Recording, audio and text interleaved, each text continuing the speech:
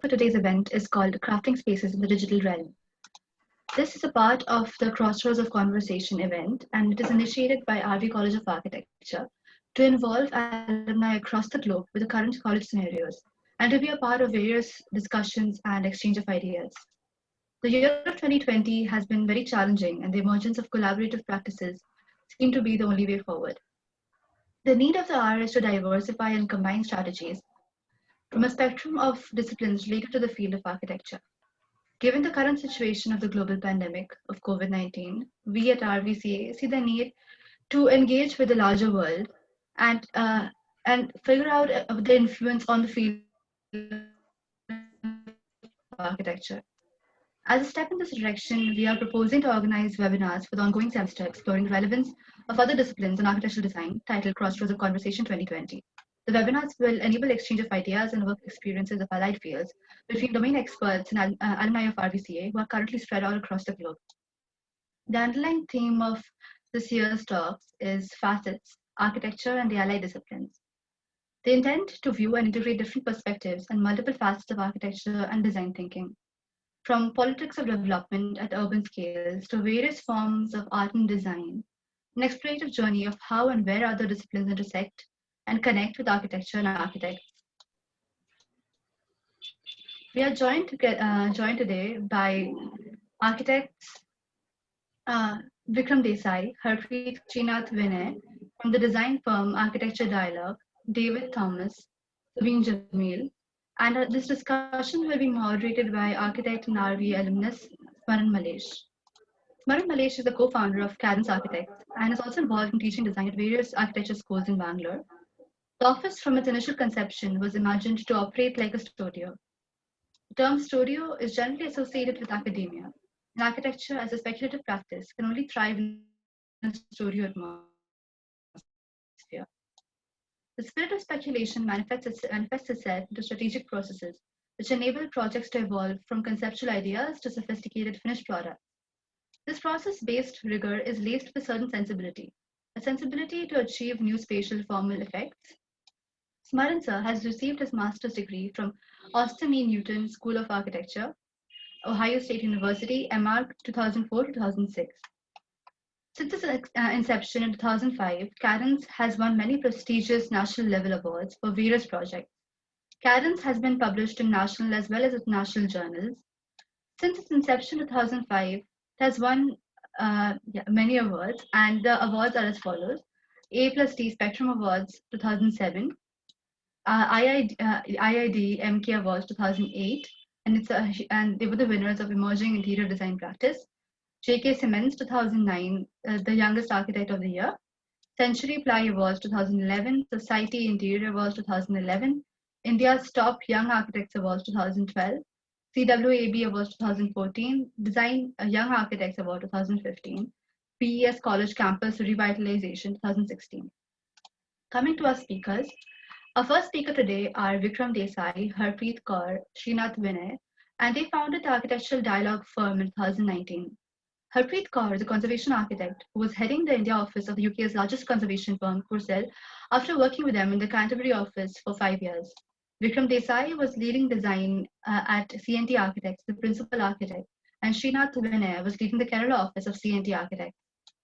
The three, with their diverse backgrounds, have come together to contribute to existing greenfield developments in the Indian context. They're connected by a common value of context-based design that breaks away from that convention.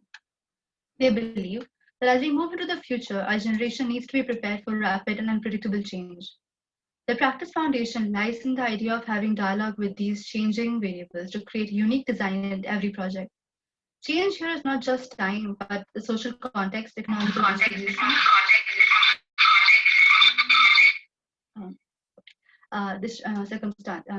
economical circumstances, client aspiration, and evolving technology.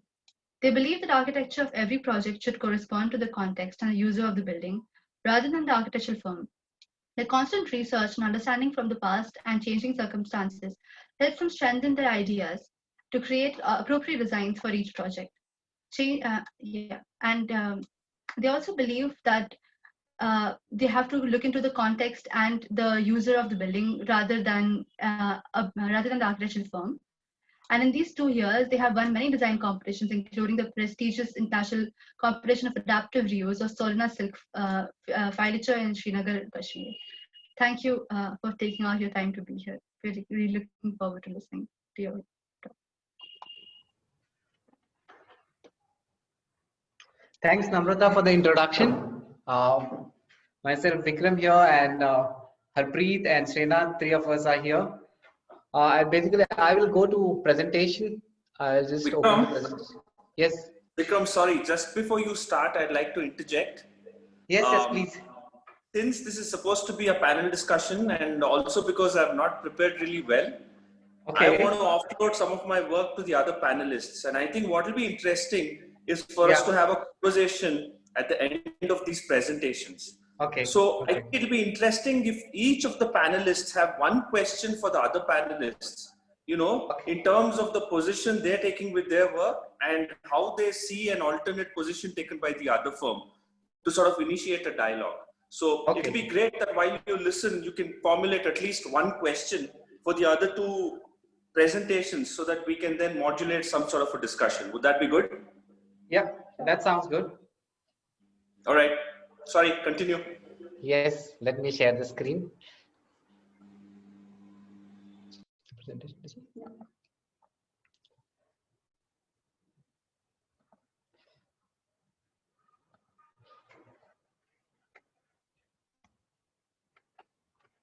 I'll just go off on this because it takes the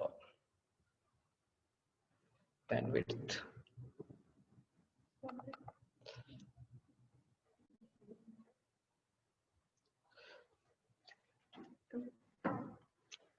So the architecture dialogue, as Namrata mentioned, it's just a young firm started just 2 years back by three of us, Sreenath, myself, and Harpreet. We coming from a diverse background and experience of for different context.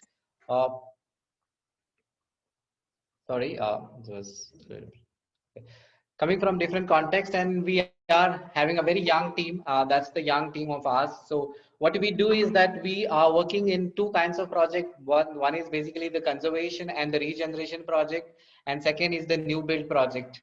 So we kind of have this idea of how both brownfield and greenfield project could actually enrich the infrastructure and how we can really make a difference with our ideas in terms of architecture. Now, how we design is basically architecture dialogue is a name what we call ourselves is all about the way we design. It's about the process of dialogue, and we believe, and the way we have been operating in last 2 years is basically about how we have our dialogue, which is going through the context, which is basically the context of a client aspiration or the aspiration of the end user. And a collaborative practice wherein actually a dialogue involved with all the collaborators like consultants and all our team itself, and bringing all the data together and having this dialogue so that we create something which is unique and which is appropriate to that project and that situation. So the process basically involves here is basically to collect that data so that we could have an appropriate dialogue with that data. And then with that data, we have the communication which goes across between our teams with the clients while we designing, and also when we finish designing, also to communicate what exactly we have as an end product. And finally, the end product, what we create is very important. You manifest that onto the site exactly we have actually designed. So there's a thorough process of technical design which involves to kind of manifest that on the ground.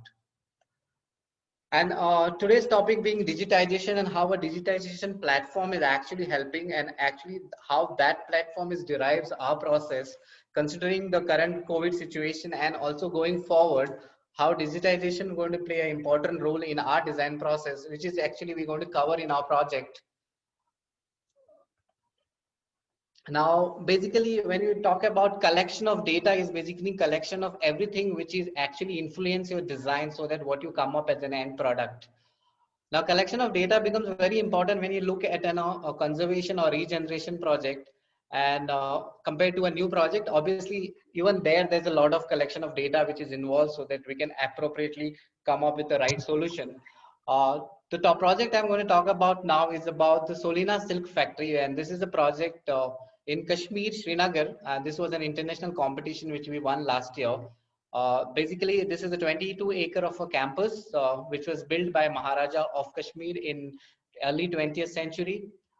It involves, it's a silk factory, basically involves close to 20 buildings, which is on a 22-acre of a site, buildings which of very high heritage value, uh, and currently not really maintained. Some of them are in good condition, while some of them really require kind of a lot of work to get back to its shape. But in the competition brief itself was that how do we design this project not just as a conservation of that property, but how that regenerate and it helps in terms of how you connect it back to the community and give back to the community of the surrounding areas of Kashmir. This is a project basically this is an aerial photograph which shows the site condition, and you see the linear buildings are basically on the left hand sides are the silk manufacturing building called fillatures, and on the right hand side is a cocoon storage building, they are G2, and on the bottom are the buildings which are used for administration and sales purpose. So it's a large campus which got an heritage trees which are chinar trees, a very beautiful line of chinar trees which is also existing on site, which is also an heritage part of the site. Some of the buildings, this is a manufacturing unit, which is the condition of the unit was, this is a photograph showing the condition. And these are the photographs showing the outside condition of the buildings. This is again a manufacturing unit. This is the main administrative building, which is currently being used for a powerhouse office building, which is, and they have done additional to that building, which are not in accordance to the old heritage. Some of more picture of the whole campus. And this campus, as you see on the site plan on the right hand side, basically you see there are villagers and there are go downs, and then there's administration building, and there's one road which is cutting across the site in the center, which is connect to the community which is on the other side of the site, and this is a public road. So when we designed this whole project, we had to think through that this road still remains the public, and the junction which of this two forms like a public square, which is in the center of between the two administrative building, and that becomes kind of a community square which will be where everybody from the outside could allow to come inside and celebrate that whole space. And basically in this kind of a project, this was a more about design, and this is how we created the whole space, and these are the proposal images, how we are proposing that space to be the central public plaza space. But what was very important in this, when we are really working, was to collect all the possible data in this project, which required the historical data, understanding the urban design data, what was earlier condition, because this site also went through the floods. So we had to understand how the floods had happened, also understanding the aspirations and what is the feel or the people really want from the sites. So there's a thorough level of research which was required in understanding before you do any proposal to project. So during the competition, we spent 3-4 days time to actually kind of gather as much of data, but that wasn't enough. But once we won the competition, we had to do a thorough research on this in terms of data collection. And that whole data collection happened during the COVID times. And these are the times where whole country was locked down, but there was a lot of pressure for us to make sure that we are keeping the project on. And the data collection was challenging process in here.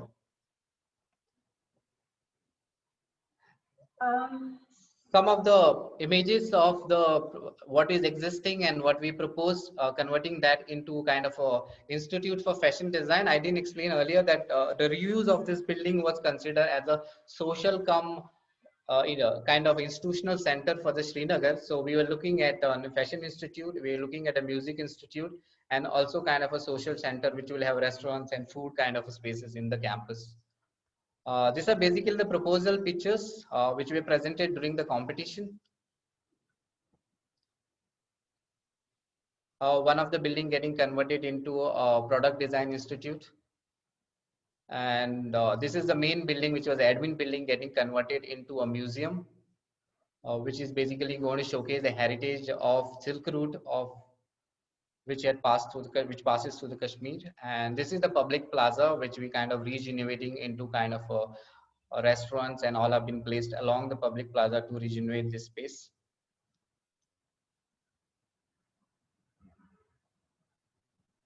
And also we propose a new building, which is an auditorium block. And here we found there's a lot of wood which was there existing on site, which we also, because there was a lot of loft spaces were created within the storage of cocoon, and we need to get rid of that all loft spaces, and we collected huge amount of wood. So we looked at creating our new building out of wood, which is an auditorium block, which you see at the right hand side, which will be something, which will look like something like this, which is a mix of wood and steel.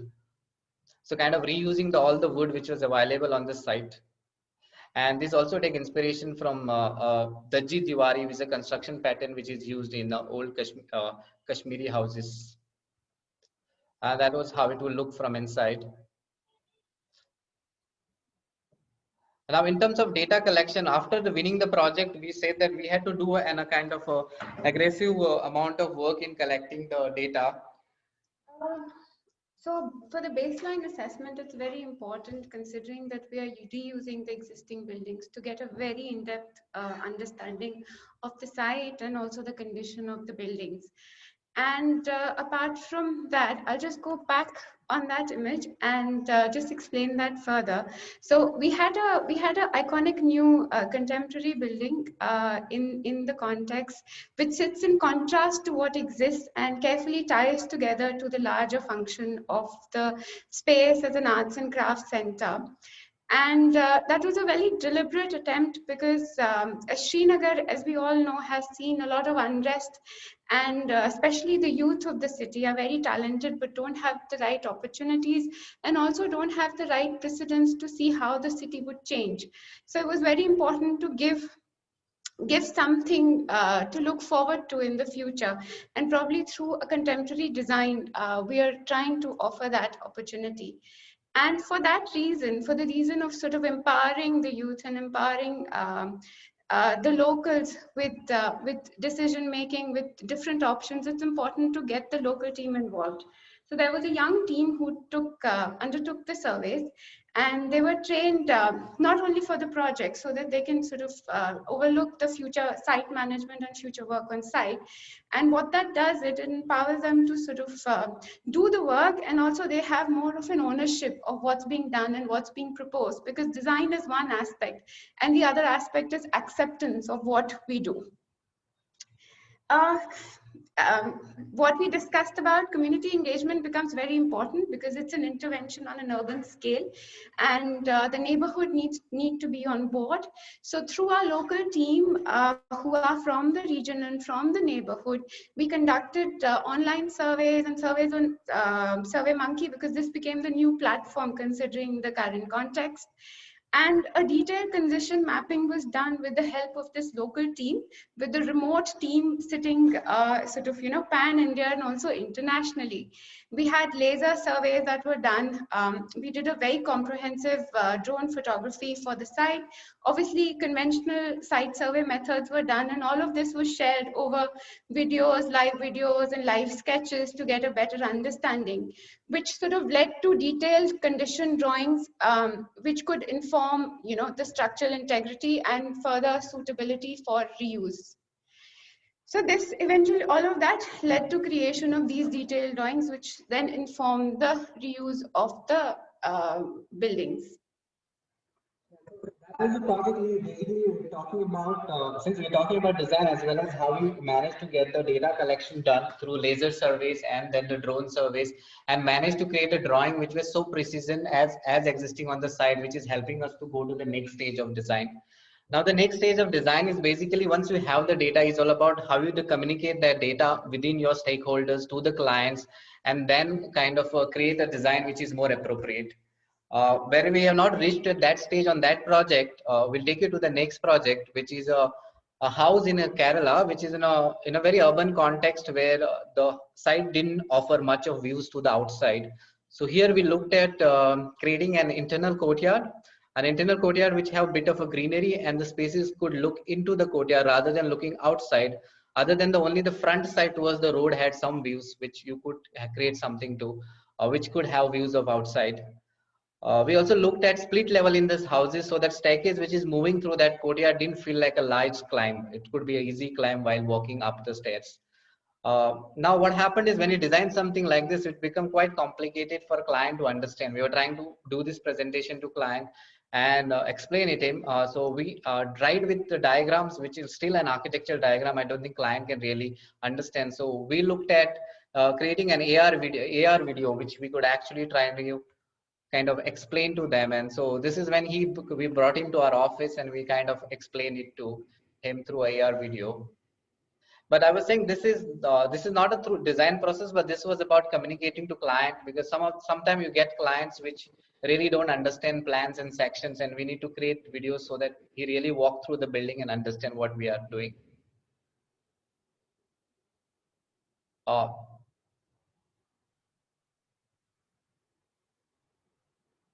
like eventually he was able to understand certain things. We did even the same thing while taking him to the site and make him stand on the site and kind of understand what it looks like from where he stands and how building will look from at different points. The next project is a competition, and this is a design competition. We got shortlisted, and this is a competition in Dhahran city of Saudi Arabia.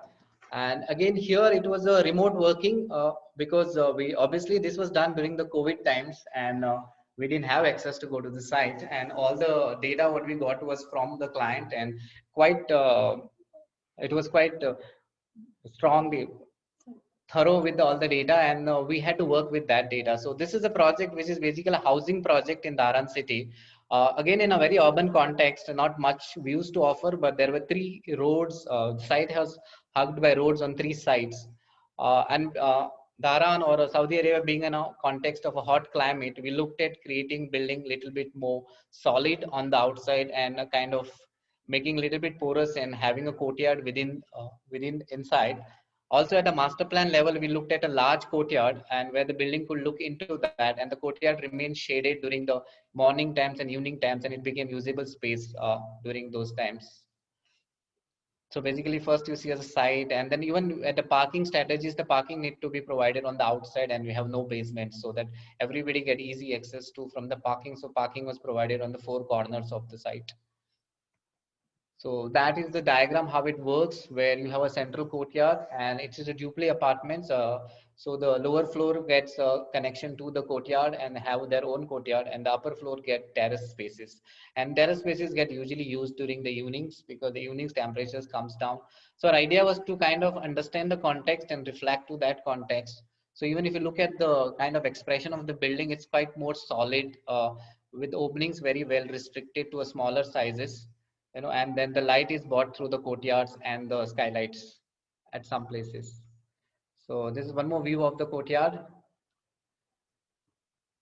and here is the views of external. Here basically the idea was how we created the data which is through diagrams and walkthroughs, and how we created data through the rendering so that we could communicate it to the client, and because we are not really seeing the client, and we were just sending all this data so that he understands and what we're trying to do. And yes, we got shortlisted in this competition.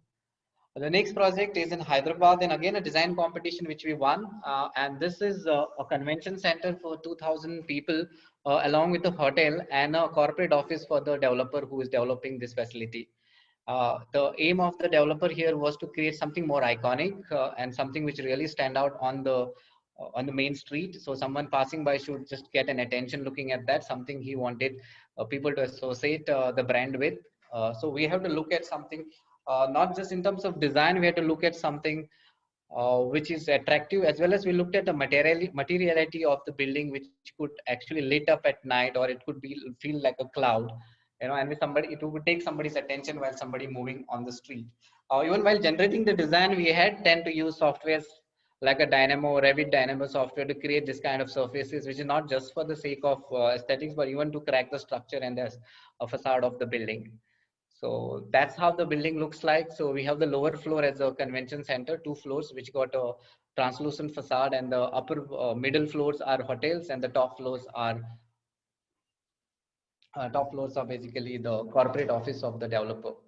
And yes, we try to create that whole presence on the street, and we managed to win the competition. This is way how it will look like during the day. And these are some of the views of the podium, which is at the hotel top, which is the top of the convention center and the arrival of the hotel. And here again, we use techniques of VR. where we could walk through our client through the whole building. So when we went for the presentation, obviously we went with VR glasses and we kind of help him to understand whatever we designed. So we can play that video. So we actually created a video which he could walk through. Again, this played an important factor to communicate what you really think and what you design to a client, and which makes a big difference, because sometimes you design things which is on paper, and if you don't communicate right to the client, you can miss on the project. And then the third project has been since the new practice. So not many project has got converted, but some project are under conversion. And there's one project we actually finished, and we're talking about manifesting ideas into actual buildings. And there are two projects. So one of the project which is under manifestation, one we have completed. The first project is an R&D facility in Hyderabad for a pharmaceutical company.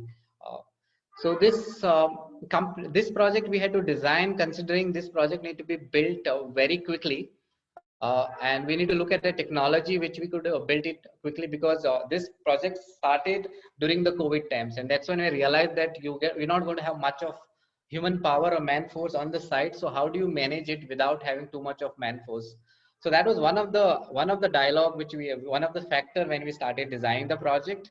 The other factor is this is a 5 acre of a site which has a kind of valleys which are connecting and taking water across the site from the surrounding to the lake which is on the bottom of the site, and those valleys were prominently seen on the site.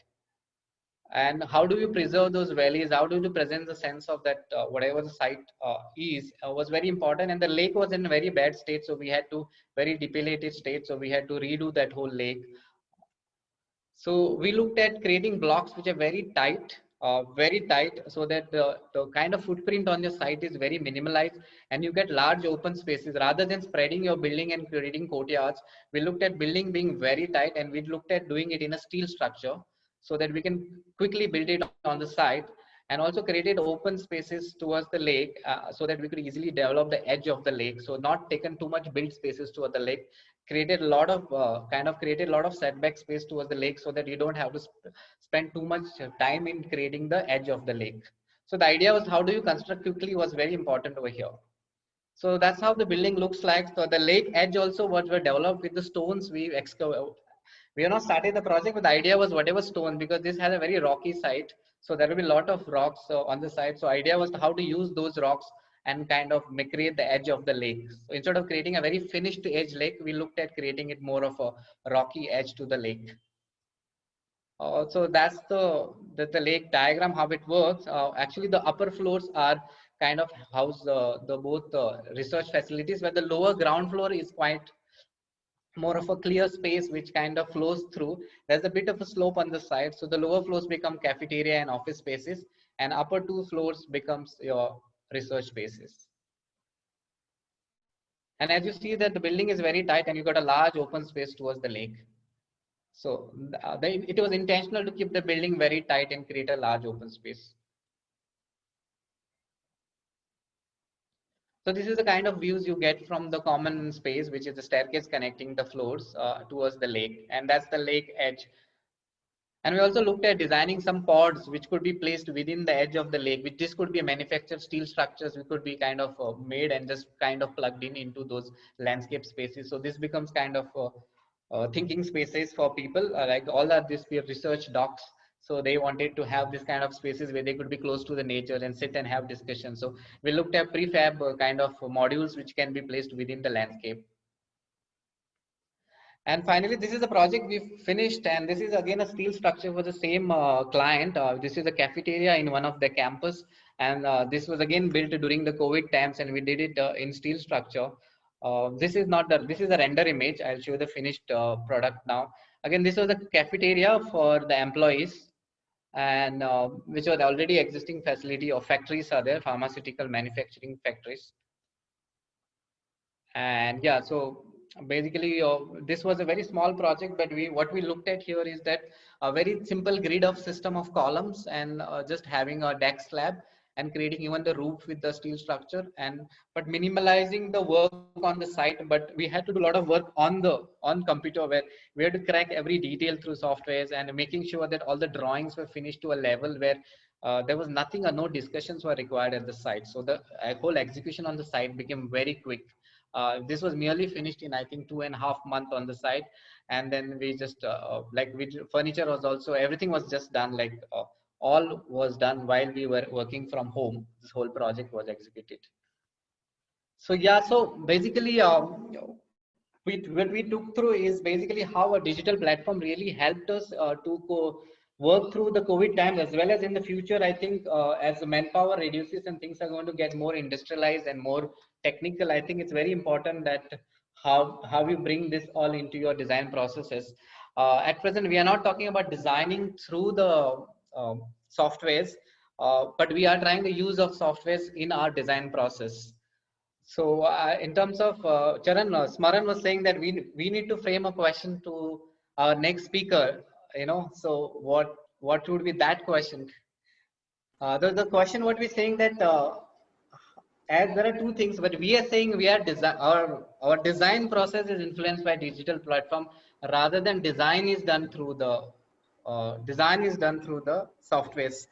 And sometimes when we have to deal with different conditions, and like we might be designing a house in a village, and I might not to just do it with a brick or which are manufactured on the site. And sometimes I might be designing a building which is a steel structure and very technically advanced, and I could probably do it, in a city. So we are actually dealing with the different conditions. So I don't. The question is that Vikram, yeah. save your question, Vikram. Sorry, save your question till the present, and then we can. Oh, have okay, fine. Yeah. Okay. See. All right, I don't want to make thanks, it too difficult for you. We'll wait till they speak. Okay. I thought the other way. We were supposed to ask questions as soon as we're done with that's the what I thought. presentation. Maran, you didn't say it No. No, I think us, not you, Vikram. Yeah, not the speaker. We'll wait till later. Okay, guys. Okay. Yeah. Thank you. Thank you, Vikram. Thank you, Yes. Harpreet. Our next speaker is architect David Thomas. He graduated RV School of Architecture in 2013. After completing an internship at Studio Mumbai Architects and a brief stint at Matthew & Ghosh Architects in 2015, he moved to the US to work with Rick Joy Architects based in Arizona. After 2017, he joined the Royal Danish Academy of Fine Arts, School of Architecture, Copenhagen, Denmark, to pursue an MA in Architecture and Spatial Design. Currently, he's working with a young Danish practice named Studio Alumnus. Thank you, sir, for being here today. Thank you. Thank you for having me. I want to thank Shweta and Bhavnisa and Suresh Murthy sir for giving me this opportunity. I graduated in 2013, I think.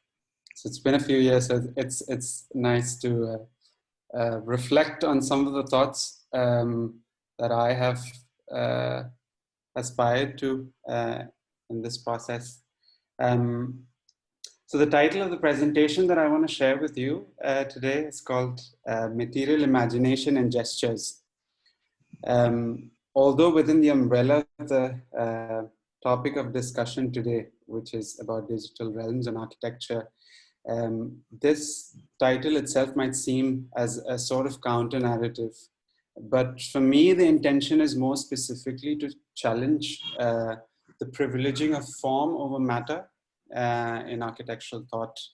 And I'm sure you're much aware of these discussions about form and function through architectural discourse in schools and also in practice. But for me, I've always had a sort of key interest to the physical presence of architecture, or architecture as a body, and how it relates to our embodied multisensory experience of it.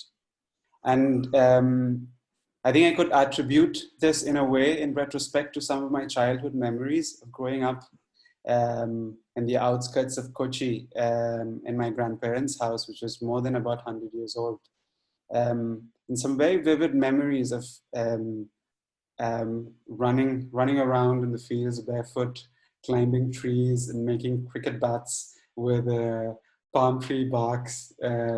Some of these experiences, maybe people who have grown up in the countryside would relate with, and also some specific sensations of this century-old house, of the warm clay tile floors and the wooden screens in the living room, bringing in these dappled morning light, and the smoothened wooden pedestals and red oxide floors in the bedroom spaces with these indirect soft lights. And all of these spaces in a way had very beautiful, unpretentious, self-evident physical presence about it. And as a student of architecture, even though I was not consciously thinking about these things, I realized that I was always searching this reservoir of memories to find atmospheres of places that had a similar physical presence. So we all know that the faculty of imagination, of how we imagine and conceive spaces, are very directly related to our experience of the world. So if imagination is the forming of new ideas or concepts of objects that have still not been made, the French philosopher Gaston Bachelard makes two categories of imagination. One is called the formal imagination, and one is called the material imagination, which is also part of the title. Material imagination, according to him, is the act of forming images that rise in our mind directly from our understanding of matter. And he goes on to say that beyond the seductive images of forms, things matter, dreams matter, lives in matter. So in a loose sense, we could say that formal imagination, or the imagination of forms, is things that you see with your eyes, and material imagination caters to a more bodily experience where you engage with your buildings and surroundings with all your senses. And Bachelard claims to say that the images that arise from matter project a deeper and more profound understanding of the world than form. And on further expounding this theme, he talks about the four elements of matter from classical philosophy, which is water, fire, earth, and wind. How all of these elements contribute to your thinking process. So what does it mean to give agency to materials, to follow materials, or to act with materials, or the idea of using the creative potentials or inherent gestures in materials? I would like to share a few observations really quickly through some of the projects that I've had the opportunity to visit in the recent past, and a couple that I have not. But mostly, due to the constraint of time, most of these projects are related to this higher understanding of the imagination of earth as one of the elements of matter. So the romantic ruin is the title of the first work. And in September of 2017, when I just moved to Copenhagen, I went on this trip to the famous Louisiana Museum in Copenhagen. And getting off at the Humlebach train station, which is the one in the picture now, there was this brick colonnade structure standing on a small plinth. You cannot really miss this structure because once you enter the train station, it's right there in front of you. And the entire structure, if you can see it in the picture, is made of these red fired bricks in a very matter-of-fact manner with load-bearing brick columns standing on the floor with these brick walls on the higher part. And even the openings in the colonnade are also made of bricks with these brick arches. And as you enter the structure, you recognize immediately that this does not have a roof. So no apparent function at all. And somehow you're lost in this confusion of trying to understand what this structure means. I mean, is it a piece of architecture? Is it a piece of sculpture? But within this strange familiarity of the structure, of this pure structure of bricks, your mind starts to make associations or narratives of things that you've seen before, of maybe resemblances to other brick structures that you've seen in the city. And this work is one of the works by a Danish artist, Pierre Kirkeby, who's made a series of these brick sculptures, and in a sense is the homage to the city, where, especially in the context of Scandinavia, brick has been a big part of the building tradition. And for me, this building embodies two aspects of imagination of materials, and in this particular case, the materiality of brick. And one is the idea of tectonics, which is the understanding of pure construction or using the inherent logics. I mean, here we have the logic of the brick, which follows this load-bearing modular system. And second is the semiotic associations, which is the metaphoric and narrative associations that any material, and in this case specifically what the brick itself brings onto the table. And for me, both these aspects of tectonics of construction and these metaphoric associations kind of merge beautifully into this idea of a ruin, and a ruin as a piece of work which stimulates your imagination, because it's in a way bare bone structure, matter that has been reduced into a basic skeleton. But at the same time, it in a way teases your imagination to think about the present, the past, and the future all at the same time through this work. Going to the next slide. On the deep interiority of things, by that what I mean to say is that when you start to confront the imagination of the brick, I think it's imperative to understand the origins of the brick. Where does the brick come from? And here we need to reflect on the imagination of earth, and here by earth we mean earth as the ground, which pulls us down, which has this gravitational force. And we know that bricks are formed and shaped from clay or mud, which is this sort of primitive substance. And the first bricks that were formed, unlike the industrial processes of now, were formed with hand. So there's this sort of direct haptic connection between man and earth through this object of the brick. And the idea that we dig clay, we burn it, and we wrap ourselves with brick. And here I would go to the extent of saying that we wrap ourselves with earth, is sort of intensified in this project, which is this church called Klippan in the south of Sweden by this architect called Sigurd Leverance. And as you can see in the project, again, the brick as a material has been completely deployed in the structure, from the inside to the outside walls. And you can see the brick on the vaulted ceilings, on the floors, the furniture pieces, the pulpits. Almost the entirety of the space is made with this dark purple brick, but that has these varied textures from the burning process. In a way, you could say that you're sort of enveloped by the sea of bricks.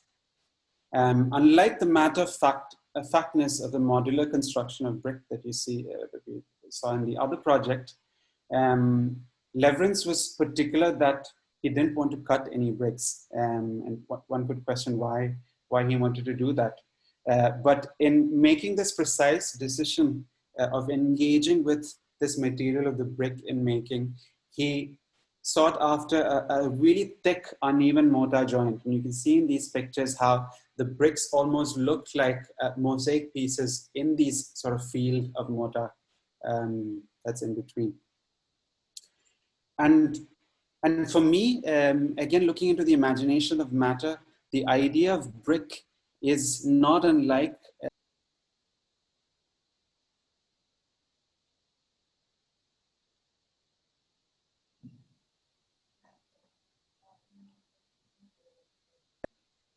Hello? Yeah, we can hear you, David, now. Yeah, we can hear you. Sorry, Okay. sorry. Yeah. Sorry, I just got muted in between. Yeah. Yeah, what I was saying before, that this idea of being enveloped by this landscape of brick is in a way similar to this idea of protection, or this deep sense of interiority that the first man found in the shelter of the cave.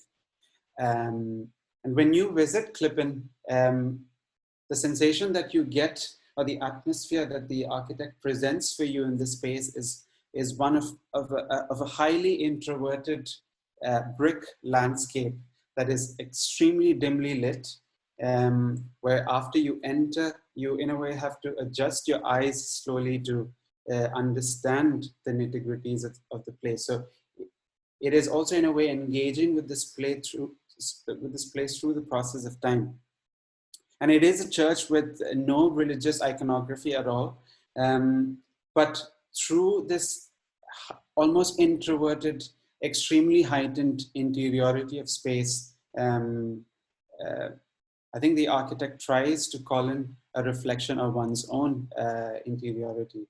And for me, this idea of the cave, of the origins of man and how man found protection in caves can be seen in these spaces as well. And I had the opportunity to visit the space last year, and I have to confess that when I went into the building the first time, I was not able to engage or experience the building the way the architect had intended, purely because the space is meant to be seen in its darkness through a dimly lit condition. So usually you enter the space through a small side door, which kind of creates this extreme contrast between the outside and this dark interior space. But the day that we visited, there was, for fire regulations, they also have this really large door that opens up onto the street. And the door was open, so in a way, you could rationalize the space. But as you start going into more spaces in the interior, these ideas of interiority really starts come to play. And this is one of those spaces where I think I've felt a strong presence of materials. And again, engaging with this imagination of earth, we could look at the element of stone and the sort of fundamental relationship between stone and water, which Peter Zumthor in his project, in his bathhouse project called Thermal Walls, engages with. Again, for me, the stone talks about these almost direct origins of earth. And when you talk about stone, you're not just talking about the material of the stone, but the sort of larger umbrella that the stone belongs to. And this project, for example, the bathhouse is located in the mountain village of Vals, which is surrounded by this really beautiful mountain landscape of the Alps, which you can see in this picture. And for me, this is a project, again, that works directly with materials, but also is strongly rooted in the idea of sight. And it's not the idea of sight that or context that we would normally understand, but more from a geological perspective. So from the understanding of how the landscape, the existing landscape is formed, the existing stones, the mountains and the valleys and the water. And this sort of primordial relationship of the mountain, stone and water, Zumthor actively talks about engaging with them. The idea of building in stone, the idea of building with stone into the mountain, building out of the mountain, being inside the mountain. How do all of these qualities express themselves architecturally? And here, while deciding to work with a locally quarried stone, quartzite, and to build the entire bathhouse with this singular material and allow the material to express itself in different ways through how you finish it, how you polish it, how you cut them. Zumthor envisions a space that's almost as a monolith, as a carved out piece of stone with these spaces inside. And within this idea of the monolith, or the monolith of the stone, is also, again, going back to the imagination of matter, is in a way our grounded understanding of gravity, or the weight of the earth, or even if you want to call the psychology of gravity.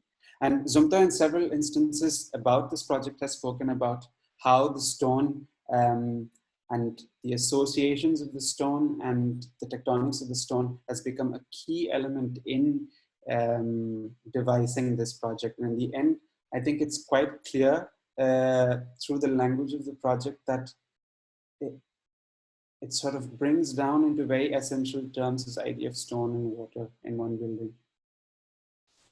And talking further about the creative potential of the earth, I wanted to talk about this idea of solidification of time.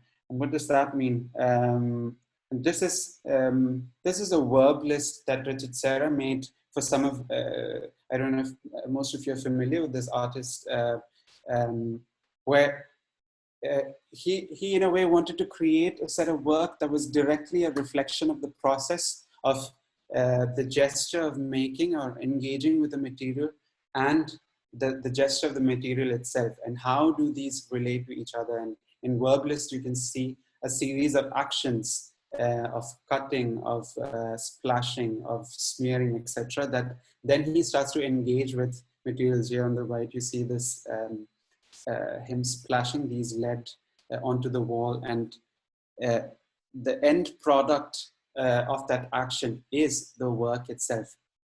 So how do you use these transformation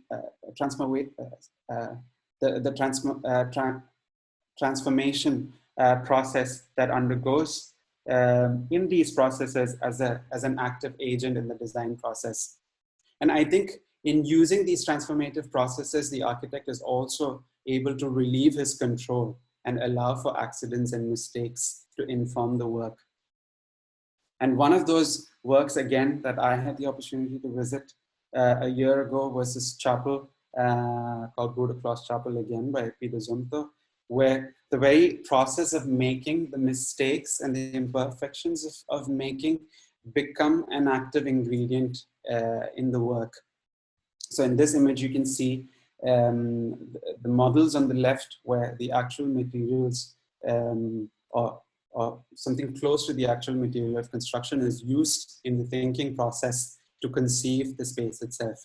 And for me, the most interesting part of the project is the method of construction itself, where this sort of frame is made using these pieces of tree trunk, which acts as a formwork for concrete to then be cast in layers through the process of ramification. So this whole structure is in the middle of this field, and it's completely built by local farmers.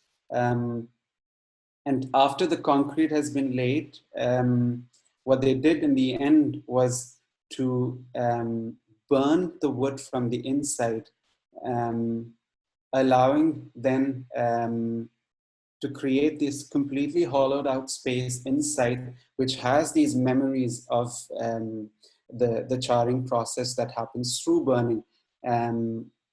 And all these residues and imperfections that happen through the process of ramming concrete and the process of burning become the surface itself.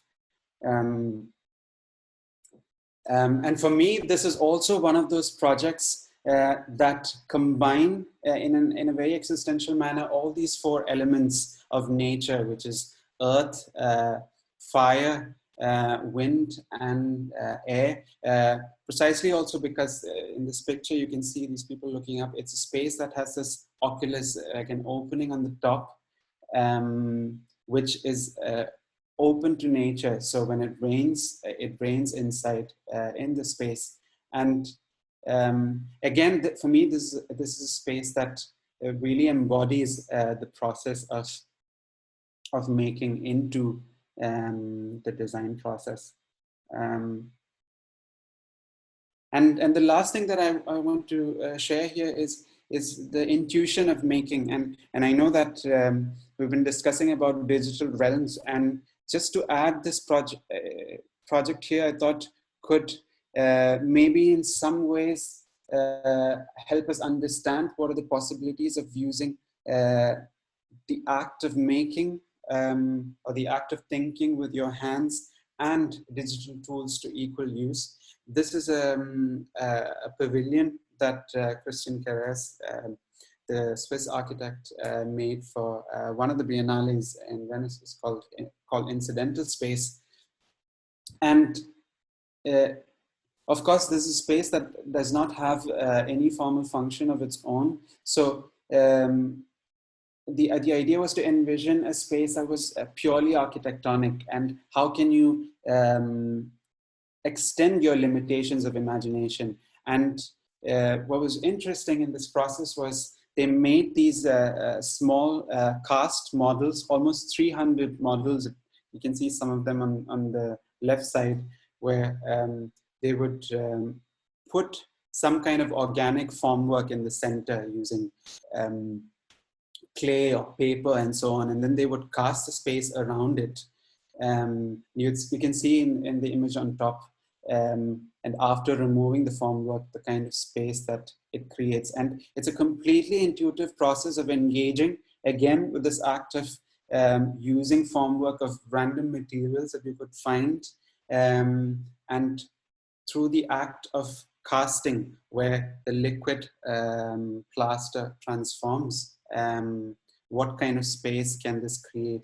And they selected one of the pieces out of the 300, and then to understand the space itself, they used 3D scanning technologies to scan the entire interiority of the space, and then they extracted the skin of that space, and then they used CNC machines and also certain 3D printing technologies to build the formwork to again cast these pieces in much thinner shells of concrete.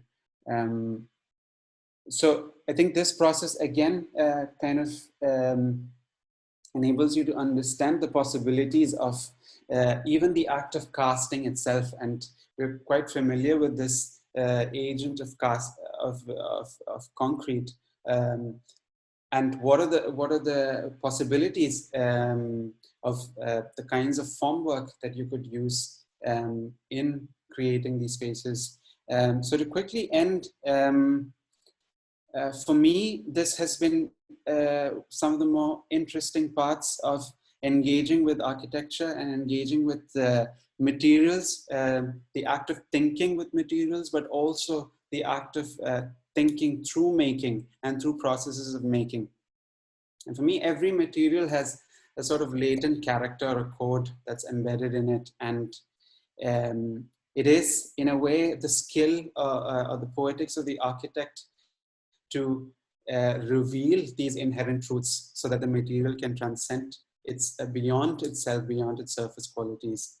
And for me, in a world that's saturated with images and a projected future in virtual reality, with a sort of danger of sensory deprivation, of understanding places through our senses, there is an urgent need to return to the essence of things and the imagination of matter.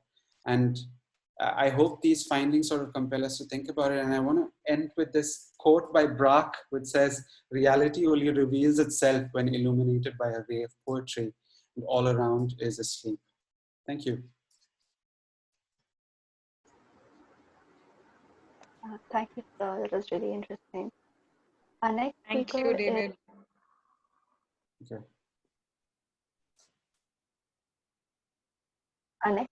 is SUBIN JAMEEL, who is an architect, graphic designer, and RV alumnus. His interest in practice, pedagogy, and speculative research and theory. His practical experience, design inquisitiveness, and creative pursuits led him to pursue a master's degree in advanced architecture from the Federschule in Frankfurt, Germany, 2016-2018, followed by a master's in architectural theory and pedagogy at Kayak in 2019 in Los Angeles. He's worked as an architectural designer at Architecture Paradigm, Bangalore for 3 years after receiving his bachelor's degree in architecture from RVCA, where he was able to design, he was responsible for design development, project coordination, and execution of mixed typology of projects in India, ranging from residential, institutional, and commercial. He freelances as an architect and a graphic designer She has seen him collaborate and lend his vision to over 20 brands and products, with clients ranging from corporate and hospitality sector to independent bands, musicians, creatives, and businesses. He currently resides in Los Angeles and works as an assistant teacher at Skyr. Thank you, sir, for being here. Thank you for having me, guys. So yeah, it's really exciting to be back to RV after what seems like a lifetime. You know, it's been close to 8 years, I think, since I left school, and it's nice to see some familiar faces. So yeah, a little bit about the conversation that I want to have with everyone today. You know, me and David are from the same city, and it was interesting to, you know, hear his take on how he perceived, you know, his childhood in Cochin. And me personally, it couldn't be any more different. It's the polar opposite of how nostalgic he is about the place. So let's just jump in, and I'll tell you what I'm going to talk about today. So today, more than talking about spaces in the digital realm, I'd like to talk more about my relationship with digital tools and how it's evolved over time. You know, we often think of ourselves, we often ask ourselves what's going to change in the next 20 years, and how will technology change, how will our work change, but we rarely think about what are the things that have not changed at all in the last 20, 30 years within digital media. You know, what are the things which have become default, and what are the things that we've taken for granted.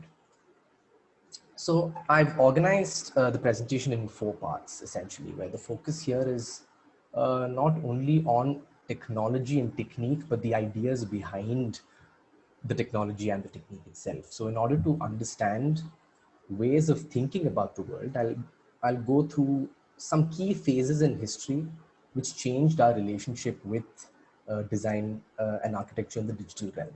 So starting off with the traditional workflow, which is the conceptual basis of even how we think about the digital realm. So first, I'd like to propose an idea, you know, of what we think of as space is actually a made up idea, and space is actually fiction, and it's entirely a kind of fiction, which is now become real sort of in its own terms. And with any sort of fiction in this world, fiction always starts from the real. So let's understand this through geometry as an example. You know, this is the first book of geometry by Euclid from 300 BC. So geometry was sort of a man-made system, which is used to measure land, to make maps of actual real territory. And so the system of marking land came first, then came the idea of the map.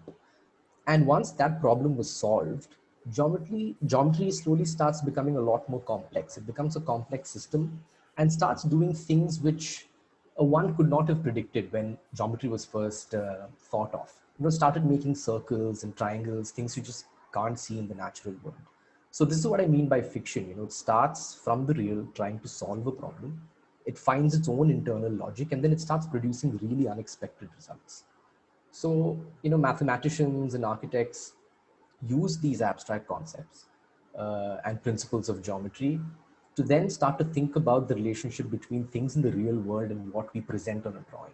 So architecture essentially is not just about drawings, but how we draw, right? So it's notation, it's representation, and that really influences the way we look at architecture and we perceive architecture. So in this first example on the left, you see drawing as a way of bringing the outside world, what we see, onto a piece of paper through a sort of a rough system of coordinates. It's not exactly mathematically precise, but what we see on the right side is how do we bring an object back to a piece of paper, which is a etching by this guy called Albrecht Dürer. So this is a more mathematically precise way of mapping an object onto a piece of paper, and these produce different effects and also helps us think about the world differently and how we look at objects in the world. So essentially, we might call this idea representation, you know, bringing an object from the real onto a drawing plane through projective geometry. But the architectural idea of representation is the exact opposite, where as architects, we always make markings and notations and drawings and project these ideas on to to the world. So design essentially projects these ideas through specific methods of geometry. So in this drawing on the left, this is perhaps the most important concept in architecture, which we still sort of use 500 years later since the day it was first conceptualized. You know, this is something called the Cartesian grid. It's where perspectival ideas and ideas of the grid collapses to form a new system. So finally, now you can mathematically start placing objects on a grid, and you can start measuring objects in space. And this is still the basis of how softwares work today. And it's been so for the last, it's something which is devised in the 1400s. And 500 years later till now, the architect has been obsessed with questions of how do you place objects within this grid. And the reason I say all this about geometry and grid and representation and ways of seeing and orthographic projection is because perspectives and the grid don't necessarily represent what really exists in the world. You know, it sort of produces a new real, a new idea of the real, which in itself is fiction. Like I first said, space is fiction. It's a new notion of space, completely born out of mathematical concepts of our own imagination. So this is also the basis for a lot of the modernist ideas of space, which we sort of still use in a lot of our practices in India or even otherwise. So this is Corbusier's idea of a free space plan for the Villa Savoy, where there's a set of, there's a system of a grid, and he very judiciously sort of places this equidistant columns on it, like placing objects on a grid. And he does this more as a problem solving mechanism, not really the basis of design intent. And similarly, this is the same idea as we see in Mises' universal space plan, where it's the same thing of placing objects in a grid, but the only difference here is the columns are on the outside and the spaces inside is completely free. So you have this infinite volume of space to play with. So let's talk about representing and drawing space itself. It doesn't really need to be like the previous two plans we saw, you know, especially for students or within academia, even in practice, it doesn't always need to start like that. You know, what happens if a plan or a section or a drawing that you do is based on movement, as in the case of Shumi's drawing over here? Can we then move away from the previous defaults of making space or thinking about space or even drawing? You know, can drawings be made to resist the notion of the grid itself and orthography? And what kind of results does that produce?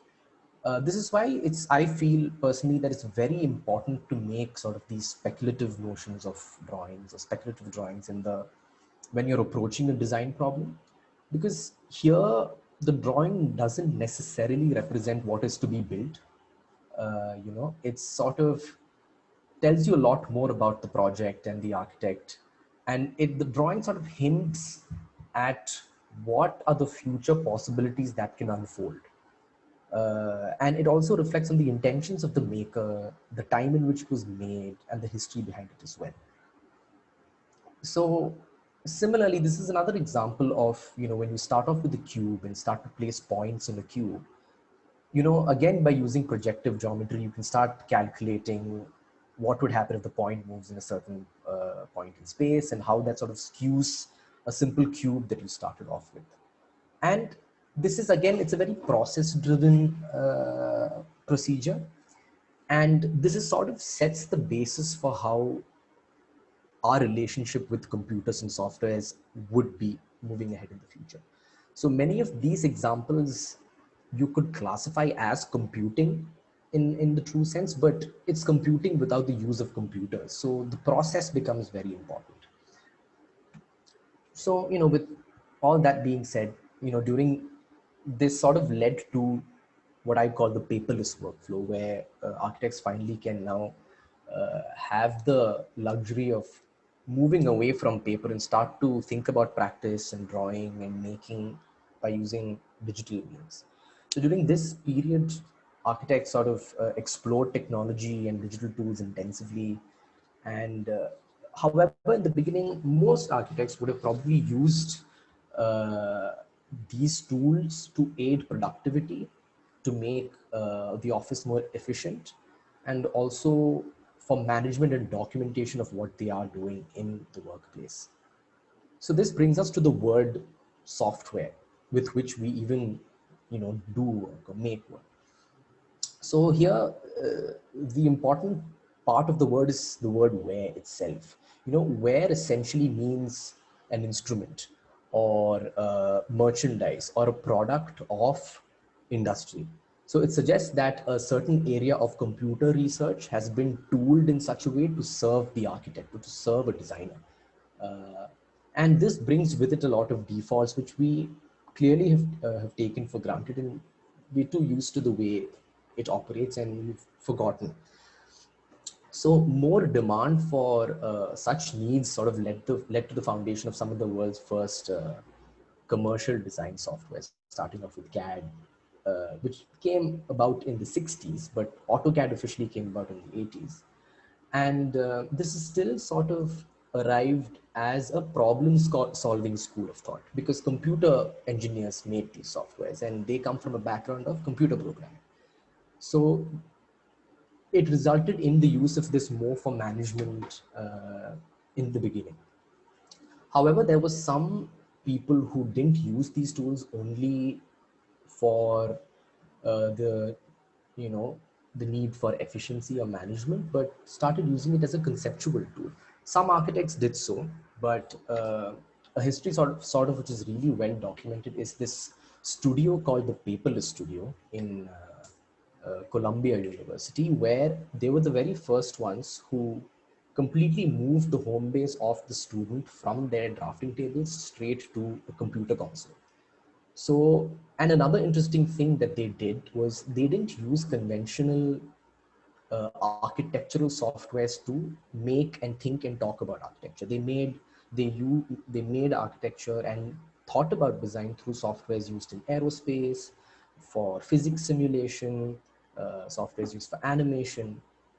So with progress of the kind of work at Columbia started at 1992 all the way to 2000. What was interesting, which happened in the school, is they made such provocative work that for the first time, work produced in a school started affecting practice in various industries. And a new system of, or ecosystem of digital tools also started to form. Yeah. So, which led to sort of this, which we're very used to, but we forget how radical this idea is. What you see on screen right now is perhaps the most radical thing to happen in the last 25 years. Is earlier you could only work on one orthographic plane at a time, but now for the first time you have this interactive projection system where you can orbit, you can rotate and keep making iterations and continue design decisions through and through. And you can now look at the form as a whole and you're not limited to a single view, as opposed to this where lines and shapes are organized on the grid and the only way to generate form is by extruding it in the z-axis. Or what you can do is start to outline certain shapes and then start stacking these forms in order to create a whole cohesive form. So as Corbusier sort of puts it in the easiest way, is the plan becomes the generator of form. But because of advances in software, of course, we can do something like this. And I'm not saying this is a great project by any stretch of the imagination, but the concept behind how this is built is rather key.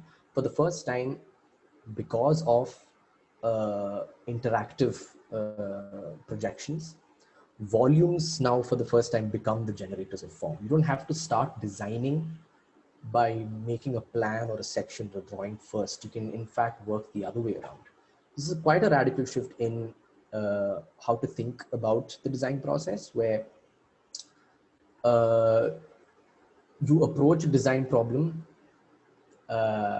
and once you finalize the volume and the form, you can sort of reverse engineer and track backwards and then start to think about how can a plan or a section be sort of intersected into it.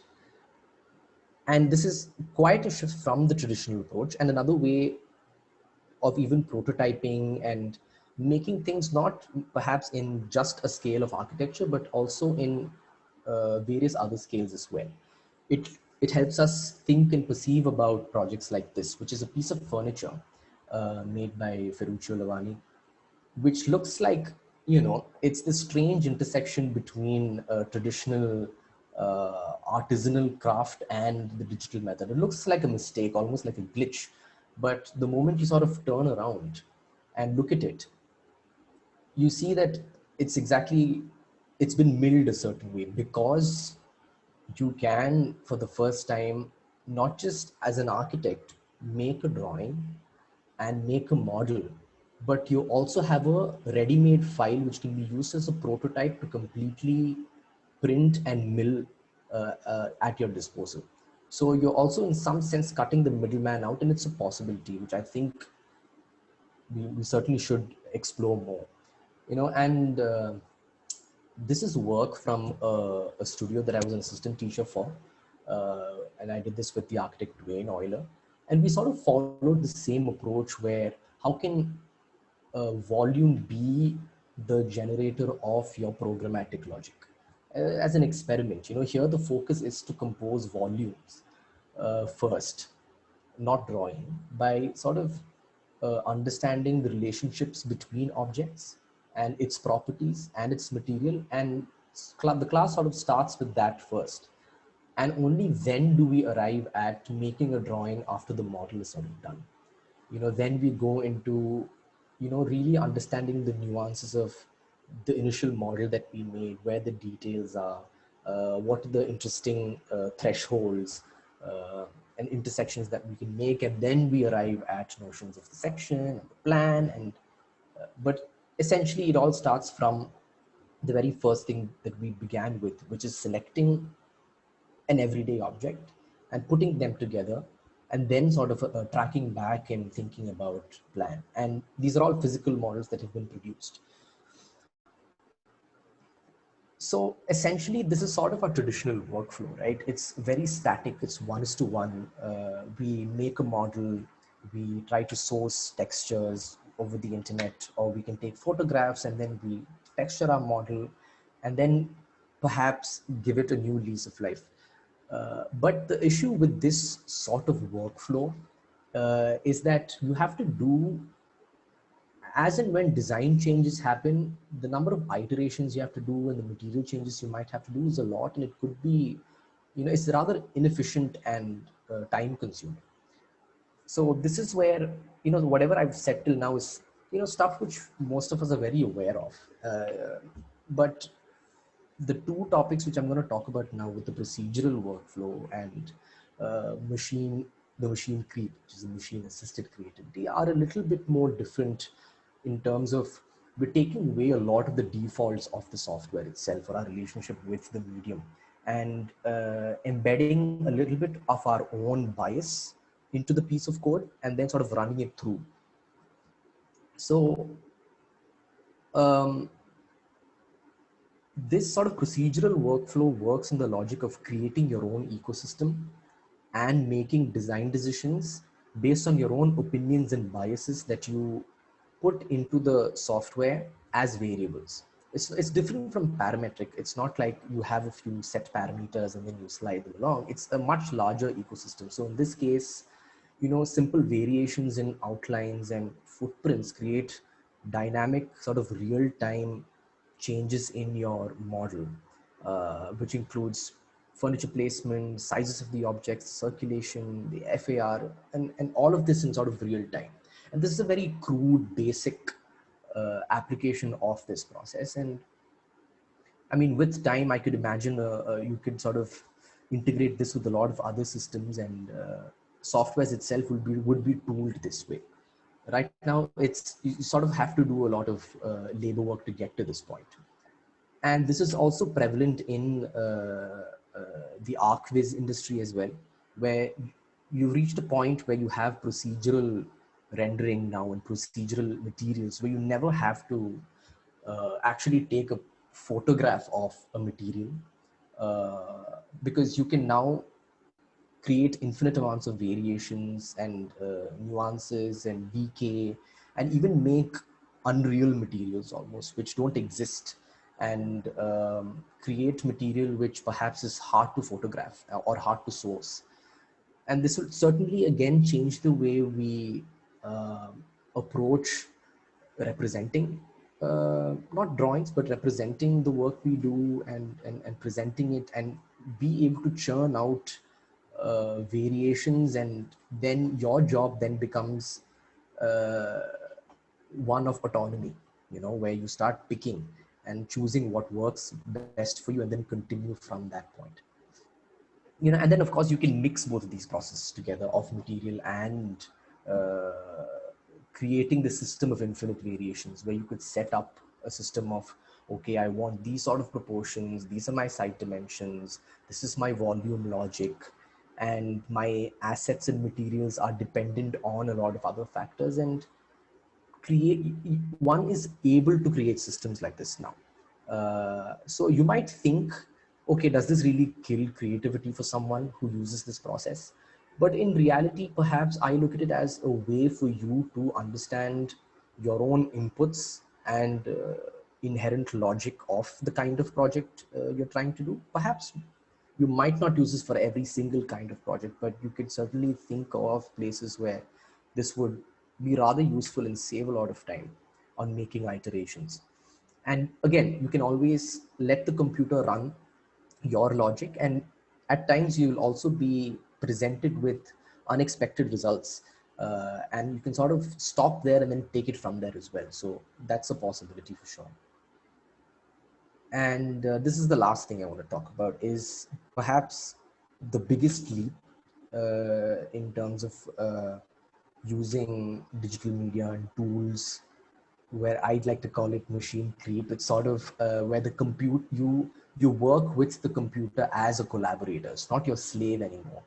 You know, it's so this is where things start to get interesting, because it's largely statistics based and based on the common data set out there. So you're always going to get strange results, unexpected results, and your role as a designer then becomes one of a curator first, and then you start off with the design process. So with traditional design softwares, it's rather straightforward. You know, there's an input, you do an action to it, and then you have exactly what you want because you've put in all the work. But with machine learning, and this is a very simplified version of it, where you give it an input and the machine is sort of taught to recognize patterns. It's also what human beings are best at. So it sort of assesses what you've put in, and it sort of filters it through an appropriate action and compares it within a pool of similar a data set that you've already collected to teach it how to look at pattern. So it compares it with your data pool, and then it by itself judges if it's made a good output or not. And this sort of runs in a loop, and then it can then push out hundreds of results. And this led me to think, you know, for the first time, would a computer ever be able to do, which is, can a computer really help you be creative also? Because you just cannot perceive what it will spit out once you feed it something. So this is a very simple logic. This is a system called StyleGAN, where you teach a computer how to look at shoes, and then you draw an outline of shoes, and then it produces variations for you. And you can do the same thing for urban plans and bags and things of different scales. Similarly, if you teach your computer, okay, this is what a cat looks like, and then you can start drawing an outline, and it gives you a picture of a cat. You know, if you want it to look like a bunny, it's a bunny cat, or a Pikachu cat, you know, whatever. And you can, there are a lot of experiments being done here where you can create your own landscapes, facade patterns. So some of this, again, I ran these studies in another studio that I did 4 months ago, not 4 months ago, 6 months ago, where we use some of these principles to model something, a program which a student had come up with, and then sort of teach the software to compare it with a unfamiliar style. So in this case, a typical hotel building with a Gothic, and the computer would again spit out 100 results, and then your job is to then maybe filter it to maybe which are the 2-3 options that you like, and then use this to then think of how do you approach the modeling process and creating a fiction starting off from here. So it's just another way of maybe approaching the design process and thinking of how can you seamlessly blend two styles together without your own internal bias, which everybody has anyway. So this has sort of been my relationship with the digital so far, and some of the realms that I've been interested in and I'm still experimenting with. But I mean, with me trying to explain all these things to you, it's not to say that you can't do without the digital or the digital is the only way out. Digital is sort of, you have to come up with a hybrid workflow. I think that's what I'm trying to get at the end of it, is how can you harness certain conceptual models which are already present within computation to include that within your workflow. So it's very dependent on the kind of project that you're doing and the kind of content you want to make at the end of the day. And even though this might seem like a very simple project, this is a perfect example of what a hybrid, building through a building which is a result of a hybrid workflow is.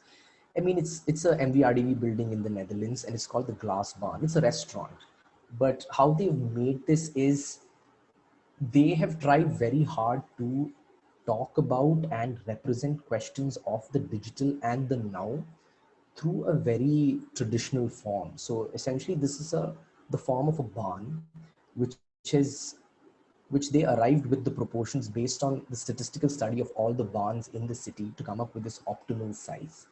And they've taken high resolution photographs of the cityscape around, and then sort of stuck that onto glass. And it's sort of a very interesting, in another sense of even what David was trying to say the last time, how to invoke collective memory and materiality. And it's even interesting how they've made openings here. It's like this almost, the smudge tool that you have on Photoshop, that becomes the outline between the opening and the facade itself. So in some way, representing the digital attitude of the now as well, to in any other way would be considered as a traditional workflow. Similarly, even light sort of filtering in through the seams between the bricks.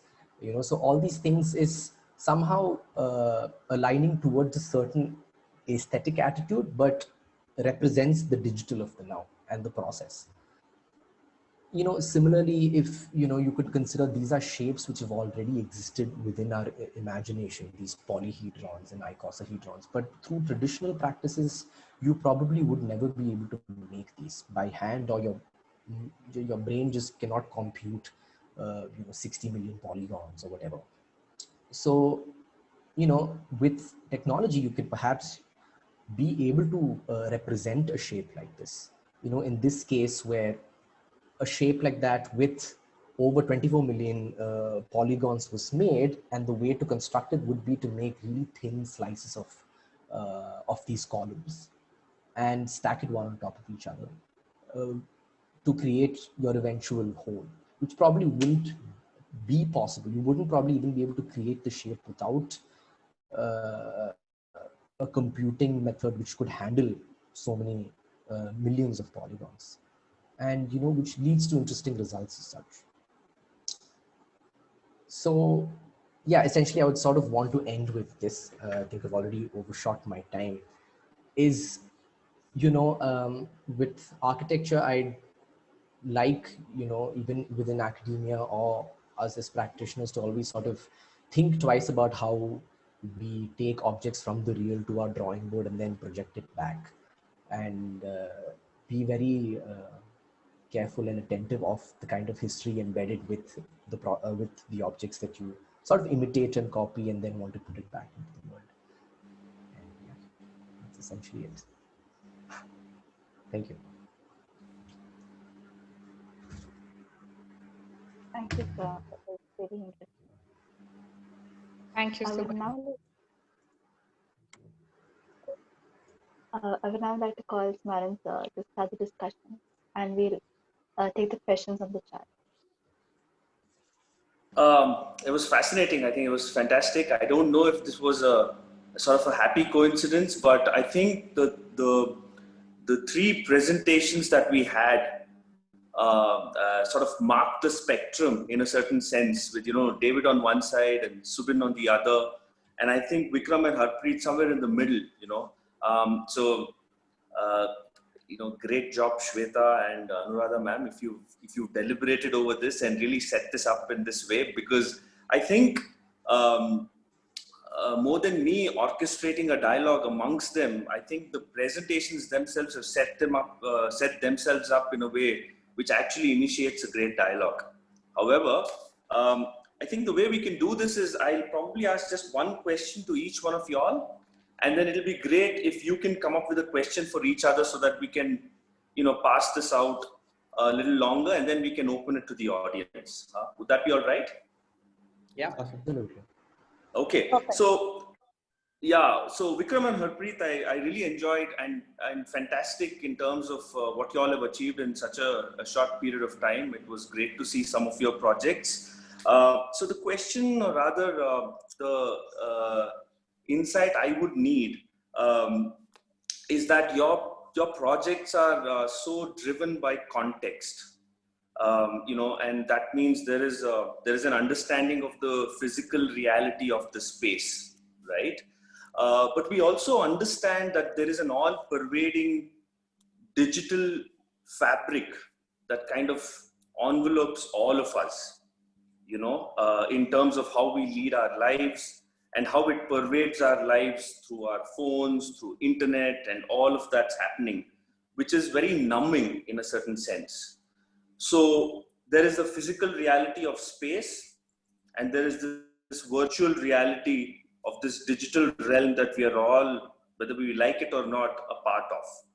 So is there a tension between these two in terms of you figuring out the best architectural solution for a place at a given time? Does that happen? Yeah.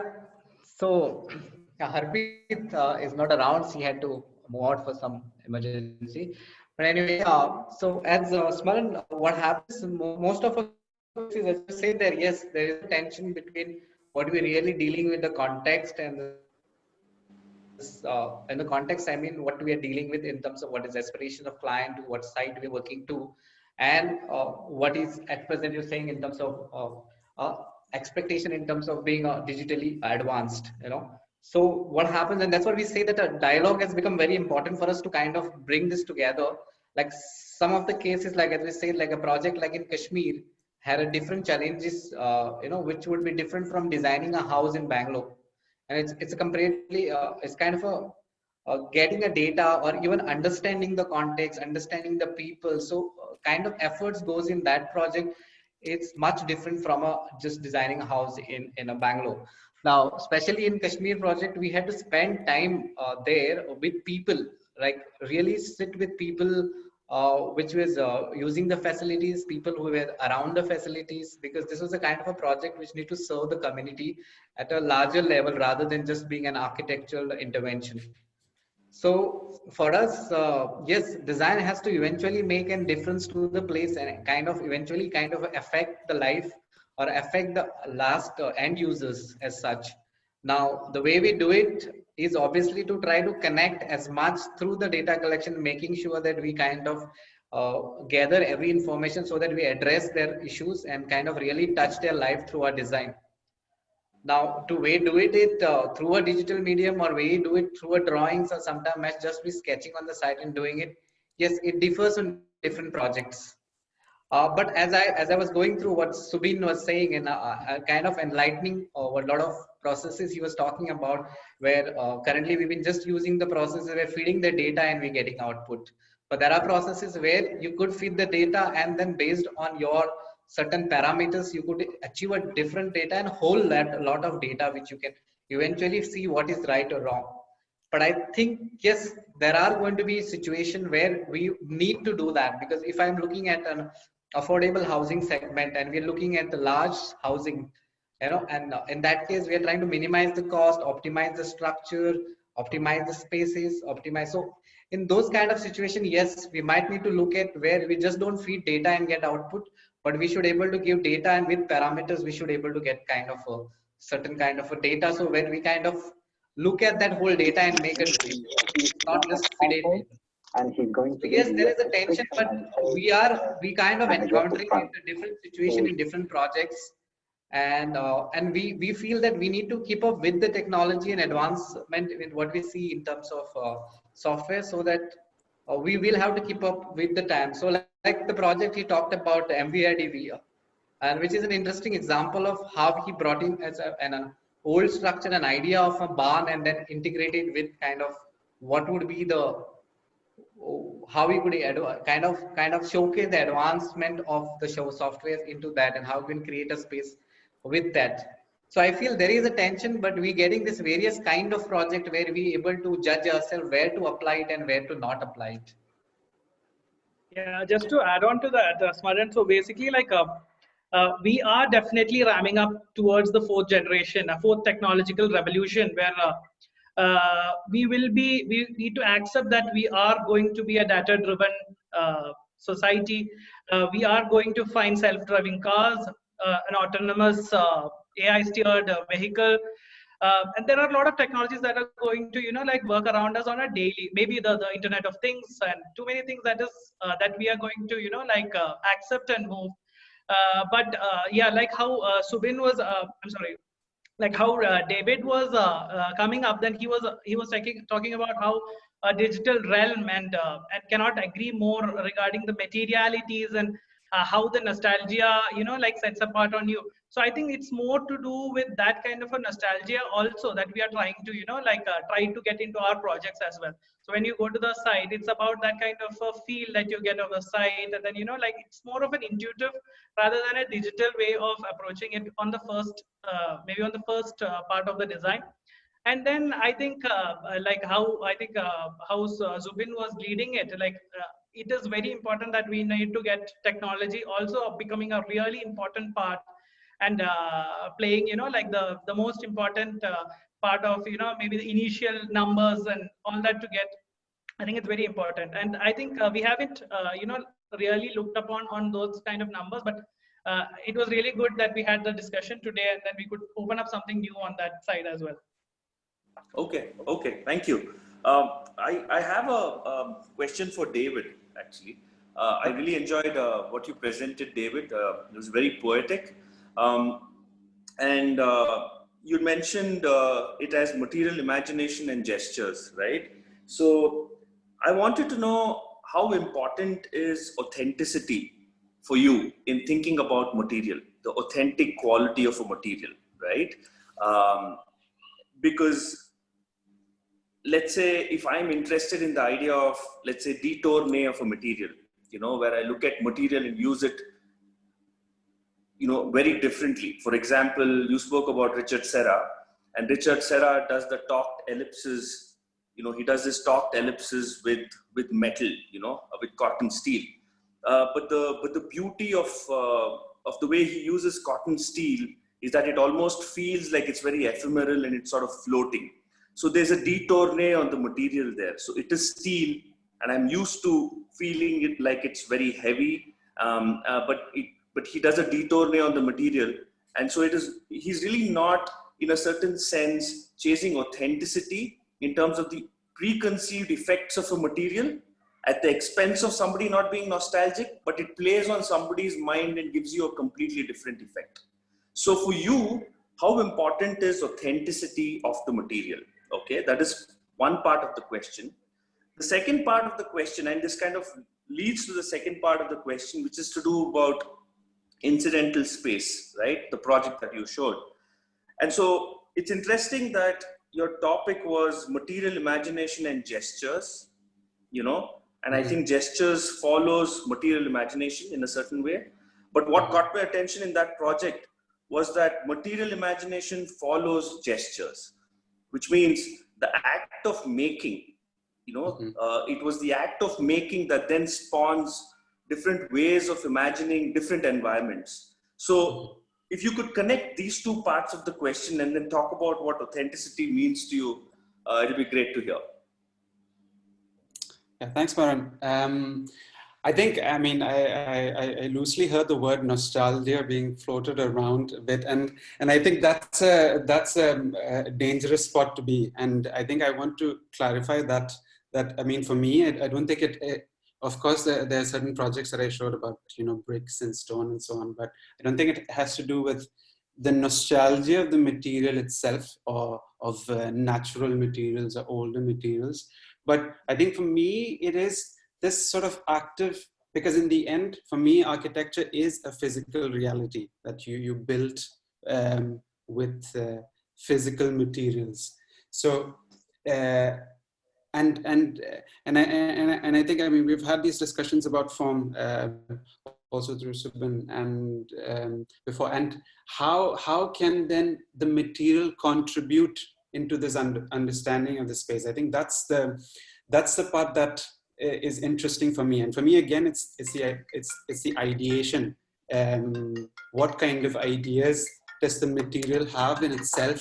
And you told about Sarah's works of the ellipses, and I think that's again a really interesting example, because again it is engaging with this material directly. And I remember watching some of these videos where he talks about these ellipses where they make these models in the studio, where they make these sort of frames around which they start to rotate and bend the material. So they're really engaging with the reality of the material itself in trying to bring out or maybe really push the materials or the limits of it. And the second part about incidental space, and I think this and I think this is where I have found some resonance in how the digital processes aid. And I think SUBIN pointed out a really interesting point, because when it comes to the thinking about forms, not about matter, but thinking about forms specifically, there are things that your brain cannot digress. And in this understanding, I just wanted to show a small example here. This is actually a plaster cast model that I had built based on a simple rule, which was a cubic formwork where I had just put random pieces of wet clay. The only rule being that the clay pieces sort of touch each other. And then I casted this piece. It's strange that the incidental work is quite similar to this. I didn't know about it. But for me, this was an exciting process for me to understand spaces, because in the end, the architect is in the preoccupation of making spaces, at least for me. And through this very intuitive process, there's so many spatial conditions that my brain could not have imagined that has arisen. But when I started to draw the space out, it was almost impossible for me to draw it or to map the kind of spatial conditions that were arising out of this act. And I think that's where, it would have been nice if I had a 3D scanner to actually scan this piece and sort of understand all these sort of new possibilities that have come out with this pure gesture of casting. Okay, that's great. Yeah. So SUBIN, I just wanted to ask you, you spoke about the whole design process as an iterative process, and you enable systems to create multiple options, and then you become, in a certain sense, a curator in actually picking what you think works for you. Now, the choice you make, right? Is it driven by sensibility, or is it driven by some sense of criticality? Or in other words, how do you kind of plug in criticality into this design process in terms of making a choice, an informed choice? Okay. Yeah, that's a Quite a question. Yeah. So, I mean, I think, let me think how to answer that. Well, I think when Eisenman started in the early 90s, he was so keen on setting up processes that didn't have authorship. He didn't want authorship, but in the end, it was his sensibility that would pick the 94th option as the one that works, right? Yeah. So how would you enable that? Yeah, so I think with, especially the digital mediums and a lot of the more recent examples that I showed you of, creating a ton of variation and with machine learning and things like that, there's this feeling that the author is sort of detached from it. And I'm still sort of in between. I agree with a lot of what David is saying. For example, I really think that architecture still lies there, but the digital processes sort of, I still want to talk about issues of memory and cognition and cultural knowledge and shared knowledge, and pass all of that through the medium of the digital. All right. So there is a huge curatorial process and there is my own identity in it. Right. So the things I pick and the processes I do put in through it, certainly there is an element of authorship in it. It's just that the role of authorship, I feel, is changing a little bit, and more I feel it's becoming more curatorial, but it's still the act of actively picking a kit of parts to play with and to process is very personal. It's deeply personal. So there is an inherent criticality to it, which is my own identity for sure. And then so that, that begs the question, pedagogically, how do you teach it then? Since you teach. Yeah. How do you evaluate? No? Yeah. How do you teach that to a student? How do you ask them to find that in themselves? How does that happen? Yeah. So that's something I'm going to go through for the next 4 months also. So, it's good to sort of bounce this off of everybody over here, I guess. But that's the thing, I am someone who always encourages a student to not worry about the aesthetics of a project. It's a certain attitude that you bring into the process. And within that process, there is curation, and the way you put things together and the way you read things is what's important to me. And that's how I evaluate, is to see what sort of a philosophical attitude do they have towards approaching a design problem, one, and the process that they've created or a workflow that they've created. That's why I keep ranting on about make a hybrid workflow for yourself. It's very, very important to sort of understand what are traditional workflows and how you can augment a lot of these newer digital processes for you, because I genuinely believe it's the most democratic tool available for you. It's used to be a luxury, but it's now a necessity. It's there for you. And how can you sort of augment these processes on top of that? And whatever comes through that sieve, it just happens. I'm least bothered about how it looks, as long as they have a very strong intent as to how they make and how they do and how they think about the process of making itself and putting things together. And that's how I evaluate that. And I constantly encourage them to rethink why. I constantly sort of ask them to think if what they're doing reinforces a certain a notion that already exists, or they're trying to reimagine it in some way, and to what degree they're doing that. And if they can, sort of convince me with that, I'm happy. I don't bother about anything else after that. Yeah. Okay, and it'll be great to hear a dialogue amidst the three of you. Is there something you want to ask each other? Yes. We really don't want to know. We really don't want to know what you guys agree with. We want to know what you disagree. suck. Yeah, I sort of had a question for VIKRAM Sreenath, sort of riffing off of the last thing you said, because you did mention nostalgia in there, which is David's bad word. But, you know, I'd like to know your approach towards something.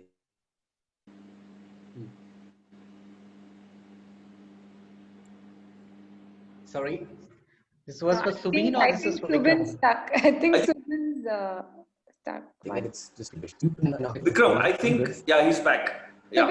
You were stuck, Subin. Yeah, I'm Sorry? back now. Okay, okay. Now, Yeah. all good now? Yeah. Okay, I'll ask that again. So, okay.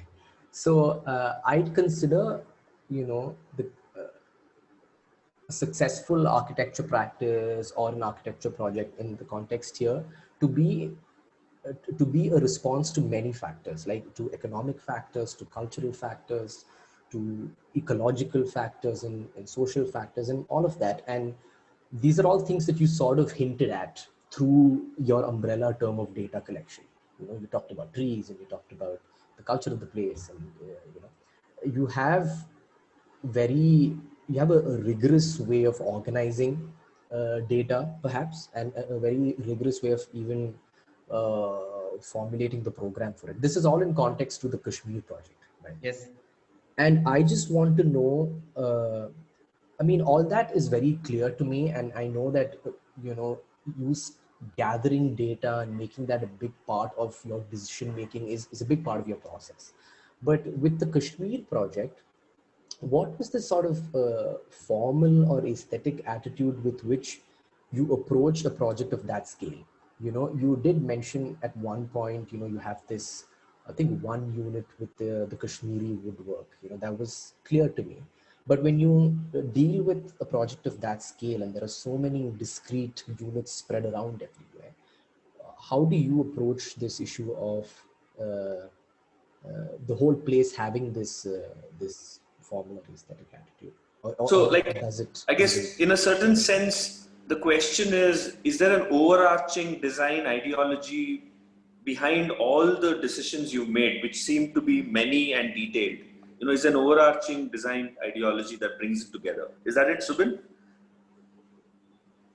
As a part of yes, as a part of the presentation, we could actually we couldn't take you through the whole project database and how we actually looked at the whole design as such, because I think we had a very little time and we just wanted to cover up about the whole process rather than just one project. But now the question being more specific to Kashmir project, the ideology here was this: see, the two things which were very important for us is that this is a conservation project, and the idea was conservation was not just about the conservation of building as such, but then the conservation of the cultural part of the whole community. Because what you see in Kashmir, and when we spend some time in Kashmir, we realize that as a Kashmiris has a great interest in music, great interest in craftsmanship, and certain things like music and acting and the drama things have really been suffering because the kind of context we're talking about and where everybody aware about. And one of the things Kashmiris or the people from Srinagar really enjoyed was to going out on picnics in a lot of bags. They have a lot of bags in Kashmir, and they really went on going out to Kashmir in the bags as per Kashmirs. And another things we really saw, which was lacking in Kashmir context, was they really didn't have restaurants which would actually serve a Kashmiri cuisine, or actually other cuisines from other world or other areas would actually serving food. So what we felt that because of the kind of context we're working, we looked at what is really we are representing it there. So it was a conservation of culture and a conservation of the buildings, and the kind of institute and kinds of program we suggested is rather than it is only providing opportunities to Kashmiris, rather than that it is something where people from across India or across the globe could come and have a learning from them, because they have such a richness in craft and music and things like that. So the initial discussion on Kashmir, more than a design part of it, it was more of a social level, what kind of program we are really creating there.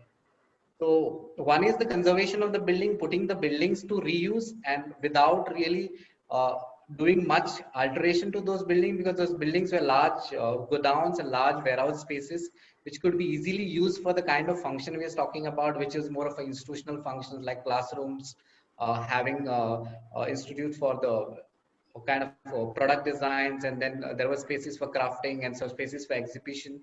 And then we also looked at designing one of the space which is called a museum, and that was also thought and designed in a thinking that they would be having a Kashmir Biennale, Art Biennale, or Kashmir Art and Craft Biennale. So basically that every space which we designed, and there were 22 buildings, that every building we really understood in detail and what is the volume that building has, what is the kind of structure that building has, and based on that, what is the kind of function can be infused into that. And that was one understanding. And the second understanding was understanding the sociological studies and the other studies we did, what is actually required in that context. So two things has to be merged, because this was a design competition where they even didn't specify what should be the program. They also talked about you do your study and understand and come up with your own program, what you need to put it into this.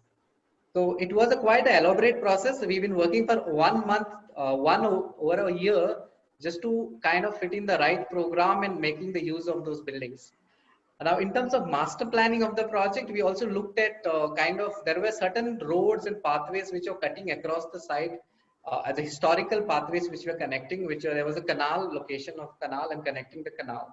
And those were at present blocked by new development. So we actually looked at how we can regenerate those paths, and those paths can be reconnected back into this campus.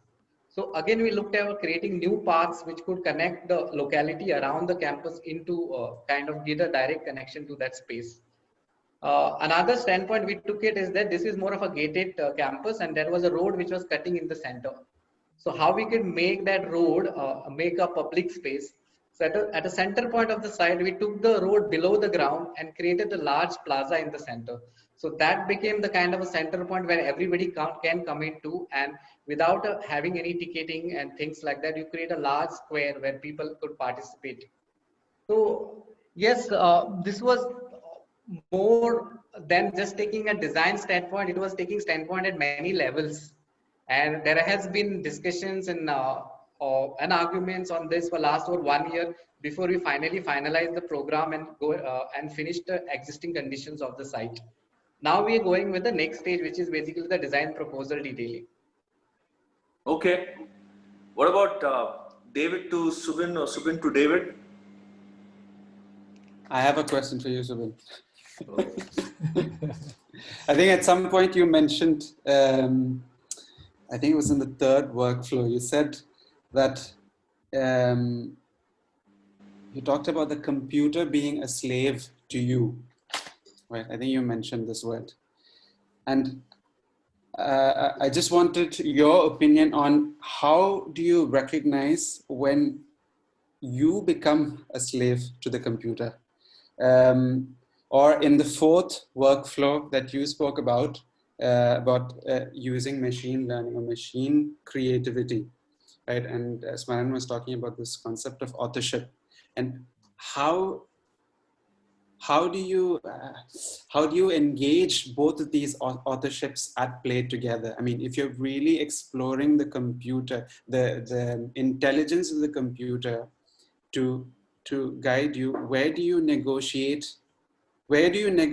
these two, and where do you recognize that the computer is taking over your own intuitive thought processes?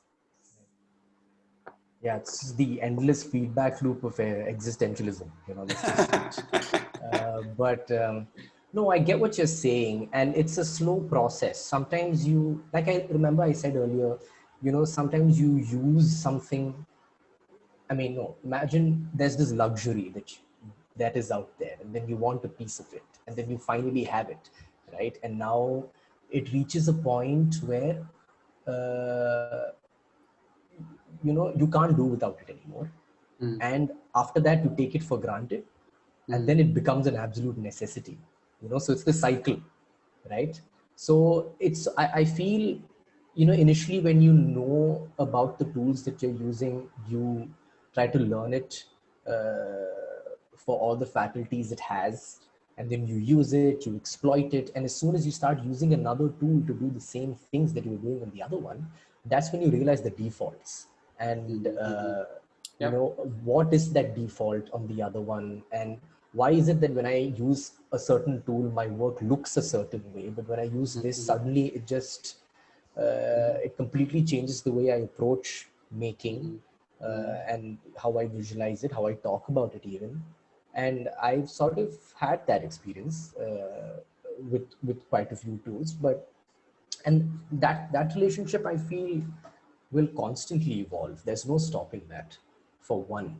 But I still wouldn't consider the computer as an intelligent entity, because I'm still using an algorithm which has the bias of somebody else. So there is this embedded opinion already in it, and bias already in it. I'm just playing to that. Maybe it's different from mine, but it will reach a point where you become aware of it, and then you might jump onto something else. But that's also, I'd still like to stress that, you know, at the end of the day, the tool is only a means to an end. You know, it's not healthy to be too over reliant on that one tool. I think you reach a point of time when you switch and you don't try to use something else in your thinking process. That is one. And when it comes to authorship, it's always a tricky question for me. With authorship, I don't know, I've sort of, it's a very pessimistic view, but I'm slowly starting to feel that there's nothing original anymore. You know, it's, you know, everything that you do, there is a, first of all, there's a general flattening of the way things are being made now because of the visual media that we have. And it's Can I cut you there for a second? I think by authorship, I also mean intent. And you spoke about how for you, it's the intent of your students that matter more than, yeah. So, so in that sense, how do you negotiate your intent and the intent of the computer itself? And why one is more important than the other? If, say, if you're trying to even, like Isom spoke about, I mean, if you're even trying to erase the idea of your intervention as an author. I think it's impossible to really do that, to erase. Also, you know, I think what's interesting is SUBIN still chooses to call it a tool, you know. And I'm saying, what if you, I mean, what about the idea of looking at this as a prosthetic, you know, in the sense that it's an extension of you, you know, but it then alters performance, it augments it, you know. So can you, and it's a more intelligent, it's a more personal tool, the prosthetic, because it's grafted into your system, you know. So is the computer beginning to become that for you, SUBIN, in the sense that it's almost like a prosthetic and not just a tool, but it's still a smaller part of your body, you know. It's you know, you're still not an android, you know. It's still a smaller part of your body, but it enhances performance in a certain way. Could you look at it like that? I would say so, because, you know, a large part of my daily life, I mean, I'm sure it's for a lot more people, especially for the students studying in school right now, even more, I presume. It's the way they make decisions, it's the way they communicate, they work through it, it's sort of a window to the world. So it does reach, at some points, it does feel like that, you know, that I do work through the faculties of what is available to me, but it becomes very, you become aware as soon as you detach yourself from that. But when I am in this space, I'm completely engaged in it, 100%. So yeah, I mean, I don't know if that was an answer to the question, but more a revelation about myself.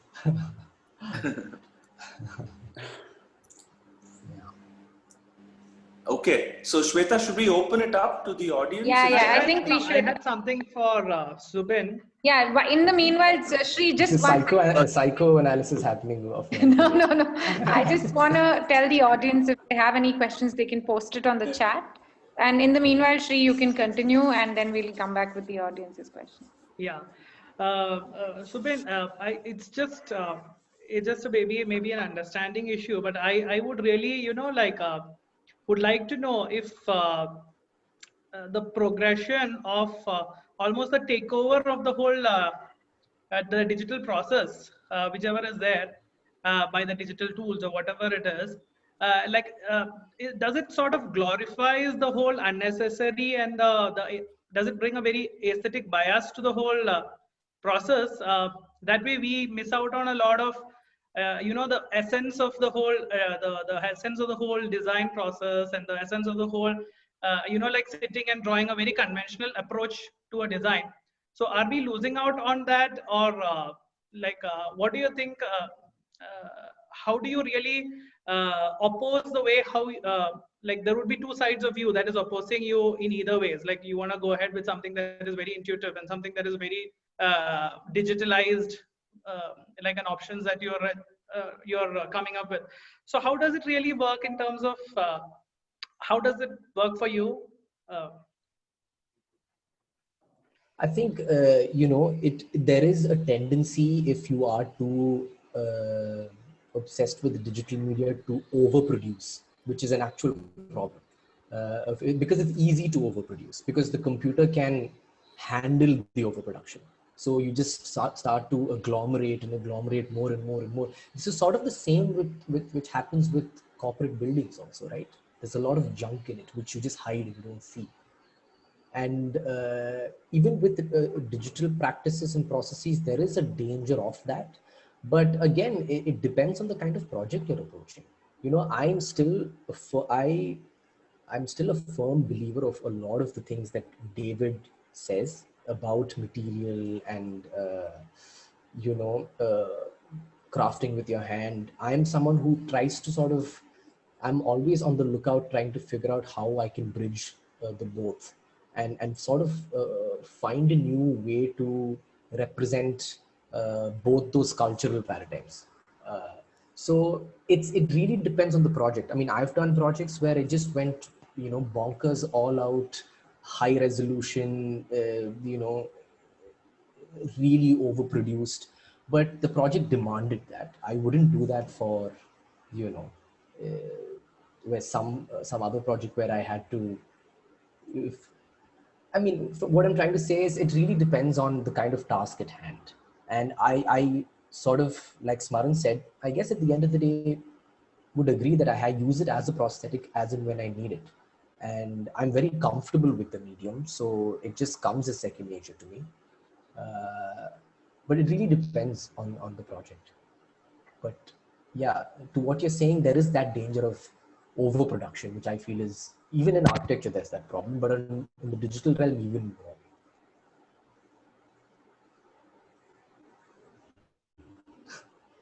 Shweta, you want to take some of the audience questions? Yeah.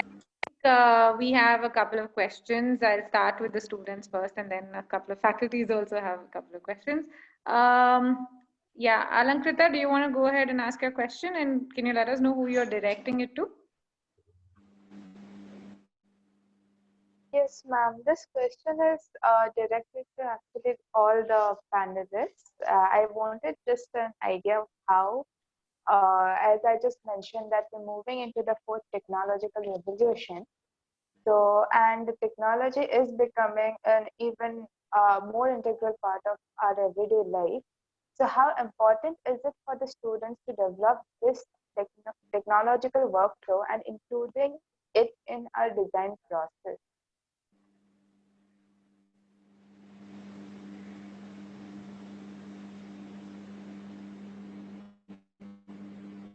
Anybody?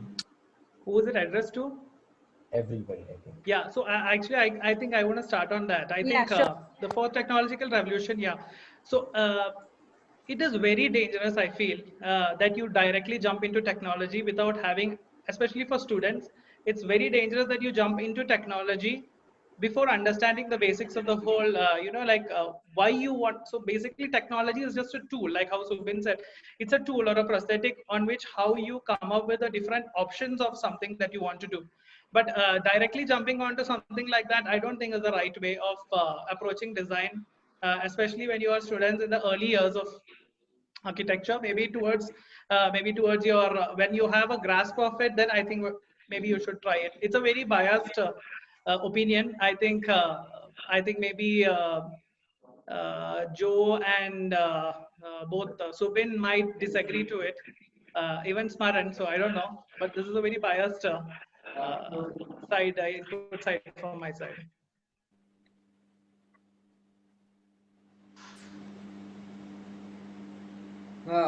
Any of the other speakers? Yeah, Vikram, you want to?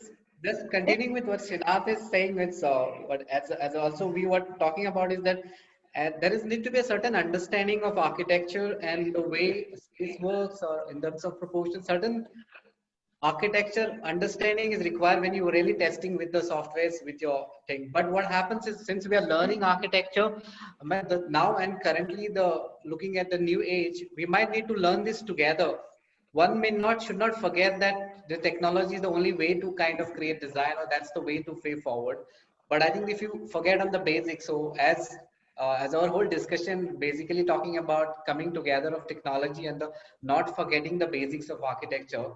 So I think at the architecture school, while we need to really focus on what really good architecture, how do you create that, what space does means, all the basics has to be taught. And along with that, yes, technology could be understood, but at what, and you basically may be able to use the technology to the right way and to create a right end product only when you have the great understanding of that, like the basics. So are you making the decision, like as Smaran asked the question earlier, the end of decision is made through the computer, or end decision is made by you as yourself? You decided what is right, even if you get 100 options. And to make that option, you need to have the understanding of architecture.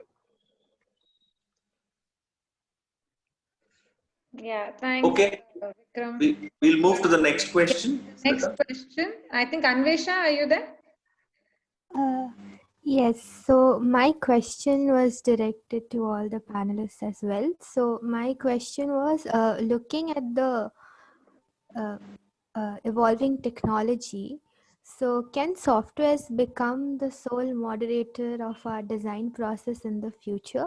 Because I mean, there is always this conflict in the student and teacher community about thinking through sections or visualizing and expressing our designs in 2D forms. I mean, software gives us this near to reality results. So how should we kind of go about it?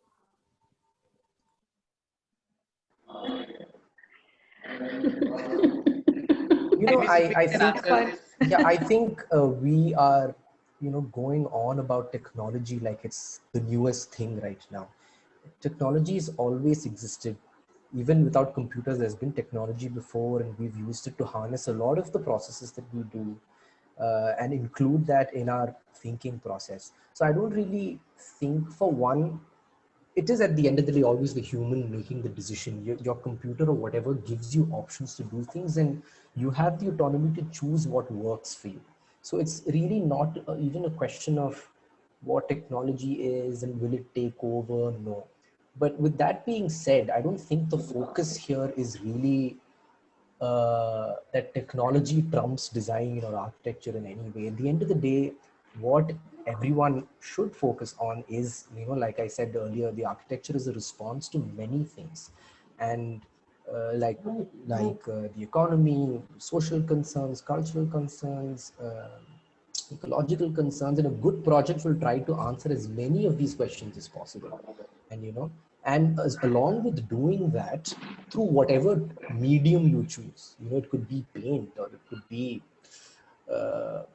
just model making by your hand. It's fine, as long as you're able to one, have a personal to develop a personal attitude towards your making, one, and be confident with creating fictions and narratives and stories around it. Especially in school, I certainly think, the base minimum benchmark for everybody should be, okay, I can be a team player in a firm, but that shouldn't be your main goal. That's the base benchmark, right? What you should really sort of aspire to is have a personal attitude towards approaching a design problem, and what do you bring to it, and how can you, uh, you know, uh, sort of talk about it a certain way and create a fiction around the things that you like and you think about, and bring that attitude to wherever you go, whatever project it is. So technology is just one means to that. There are tons of other worthwhile things to also use to get to that point. And I think, fundamentally there's an analogous way of working and there's a digital one, but that is not important. I think both can be pushed to a limit, which, to a place where there is enough malleability in your mind to conceive all of these ideas and to ground your project culturally, politically, socially, and all of those things. So there's a digital way of doing it, which takes it in a different way, and there's an analogous way of doing it, which is how it's traditionally been taught. But both can push the boundaries of thought, I think, and the way you conceive things. Absolutely. Absolutely. I think we have another question from Vishnu. Vishnu, if you could ask your question. Hi everyone. This question is for Jameel, SUBIN Jameel. So I'm a thesis student, and so how we've started our semester is something that's really been close to our heart, and we've tried to bring out a topic through that, and we've tried to make an intent out of that something, and we've done this very schematical process, and that's how we've led to our programs, and now we've just started our design. So our design, so our intent was something where we are trying to put in our intent into our design right now. And at this point, I am looking at a lot of references that would probably help me in my design. So as you said, authorship is something which is required, and right now I would want to know if me taking a reference is me actually borrowing the idea, or is it me copying the idea, because me right now I feel like the person I'm taking a reference from knows better than me, and which is why it could be anything. It could be even the fact that the principles he's used in his building is something I require in my design. So I just want to know how your take on this. Yeah, I mean, it's a tricky thing to navigate, I mean, one exercise that I remember doing in school, when I mean, there are two parts to this. One, if I liked a project for whatever reason, I might just like the way it looks, but that's the most superficial way of looking at it, right? It's a good thing to figure out uh, who this author that you are referencing, where that he or she references their projects from also, and sort of to go, through that line. It's a bit of a research that you have to do for yourself. But it certainly puts things in a lot of perspective. Like I always say this, that, architectural projects always do, one of two things. Is it either reinforces some a political notion of design, or it tries to reimagine it, or it reappropriates it. So if you really want to use this, and first of all, it's an exercise for you to itself understand what you like so much about it. Is it just the author of the project, or this project itself? And I would sort of ask you to track back and see where this project itself comes from, for one. And certainly don't blindly copy it because you like how the way it looks. You try to ask yourself all these questions: as why it is the way it is, when was it made, what was it in response to. And I mean, as a student, everything sort of starts with imitation, and imitate is fine, copying perhaps not. But I yeah. think you got a part of my question wrong. I didn't Oh, mean copy the aesthetics or the way the facade or anything looks. I yeah. meant in a more principal way. Like Hmm. I'm not able to give you an example, but probably uh, the uh, probably the principles by which it was designed, Right. or something like that. So if I were to use something like that as a reference for my design, Is this just an ethical problem? Is it okay or is it not okay? Is that what you're No, it's asking me? not. I mean, like we've been asked to look at references, Right, but right. I do not know the degree to which I should use a reference, which is why I'm kind of losing the track between if I use too much of it or if I take too much of that I'm looking at as a reference, or is it going to sort of ruin the authenticity of my design itself? So that's where I'm a little stuck at. So Would anybody else want to add to this? No, it's all yours, Subin. All of me. Lovely. I don't know, man. This is yeah. Please go ahead. Were you gonna No, say I something? was going to say that regardless of who the author is, everybody deals with the same architectural issues. You know, it's very difficult to invent a new architecture. The whole question is how do you as a student develop a new sensibility to deal with these issues? You know, and what do you take as your primary concern? David is very clear that material is something that he's deeply interested in. He's interested in the idea of memory, he's interested in the idea of material, and for Vikram, maybe program becomes extremely critical, and for Subin, drawing is an extremely important part of his process when it comes to designing. Now, none of these are brand new; these have been things that have been done forever. But now each one of them is trying to kind of give this a new voice by taking a position where they say that their larger project in design is going to revolve around this as a protagonist, if I might say, right? So you might be doing a case study. You have to understand the spirit behind that, the essence behind that. You have to figure out what aspect of architecture interests you. You have to pick on that and build on that aspect. And maybe what you're referring to is the first principles of that project, the deep essence of the project. You need to understand that and harness that and build on it to build your own project from it. I think that's what you really need to do. okay. Yeah, I think Thank we'll you. move on. Yeah, thank you, Vishnu. Yeah, I think one more question from Namrata, and then I'll move to the faculty questions. Yeah, Namrata, do you want to ask?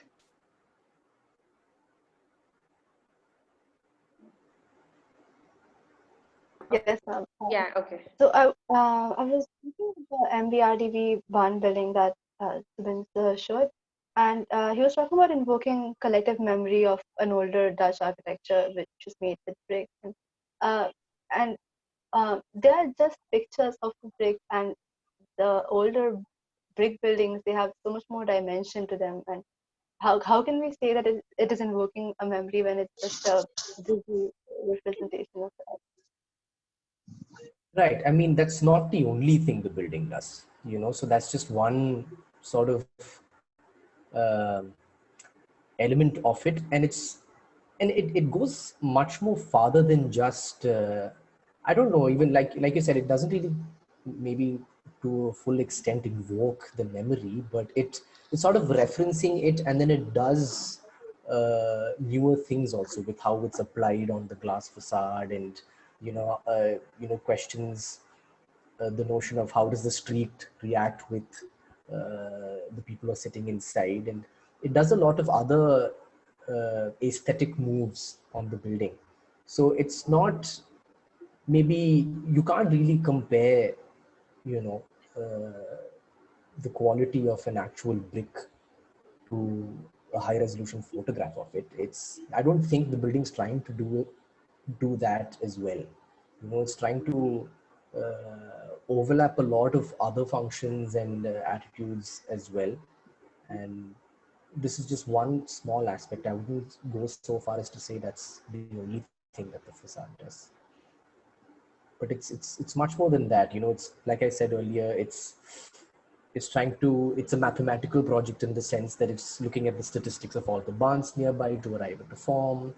Then, you know, scanning or taking photographs of the barns nearby is just another layer to the whole aesthetic experience. It's doing far more than just trying to represent brick in a literal fashion. Okay. We have a question from Aishani. Is she around? Hey, yeah, I'm here, Shweta. Hi. Hi. So my question is actually for, I think, Subin and David, because I'm really interested in what they have to say. So given that there's a lot of designing that's happening in the digital realm and in augmented reality as well, with the use of, say, your Google goggles or the Google Play, do you think that sometimes we're limited by our physical experiences and the memories that we have of places that we've been to, materials that we've seen, touched, experienced? So is what we create, is it limited by that in the digital realm, or is it infinite because there are so many permutations and combinations that we can come up with, and there is really no limit to space? David. Yeah. David, would you want to start? Yeah, David, is it a baggage you carry, the fact that you love brick so much? Yeah, well, my girlfriend told me yesterday that I was a brick fanatic, but for some reason I don't doubt that one bit. But no, I mean that just has to do with I think we've seen brick too many times in India and the way it's used, and I just had a fresher lens to how it's been used in such amazing ways. I mean, but again, I think the thing that we were discussing with SMARAN before about Sarah using these materials, kind of really pushing it to, I think, again, it's really trying to identify what are the mediums and tools that you want to work with, and really trying to push that to the extreme. So in a way, you're removing the, I mean, that's where the discussion of the authorship starts, where you're removing your authorship or your mind from the creative process and allowing another factor. I mean, Subin is talking about computers, and I'm talking about the material itself. I mean, we talked about the gesture of casting, of things moving, and how a factor external to you can contribute to this work. And I think there's a lot of potential of originality in that work, which is much beyond your own control, but it's still about how you navigate or how you allow those things to express themselves. I think that's where your mind comes to play. So I agree with Subin in a way, this idea of curating certain decisions. I mean, you step in and step back at certain points of the design process and allow secondary factors to push it to the limits. I just want to add like another part to the question, maybe, and then Subin can take that up. I think, Subin, you spoke about how it's almost impossible to have like an original idea. Right. But with the sort of advances that we see with technology, with the way we design, right, in like a 4-dimensional realm or something like that, on those lines, you think it's possible to chase the idea of the original because you don't know what you're designing, and the materials, then the forms that are available to you and what you create is almost in some sense brand new. So is there the possibility of chasing like an original idea in a digital realm? Yeah, okay. First, let me give you a traditional answer to that. My relationship with, okay, can I make something original is pretty strict in the sense that there's this author called Roland Barthes who says that, a work of art or of any piece of work isn't defined by the author, but by the reader who looks at the author work. So even when somebody's making something, it's actually a work of art based on his or her readings of something else, and that sort of manifests to become this new thing. So in that sense, a pure original is something I'm very unconvinced about. But within the digital realm, I still wouldn't call it original, but you could create it. The digital and computation allows you to make a lot of things which one just can't do, make physically, or just process physically. And it only seems new and novel and original because the whole digital age is fairly young.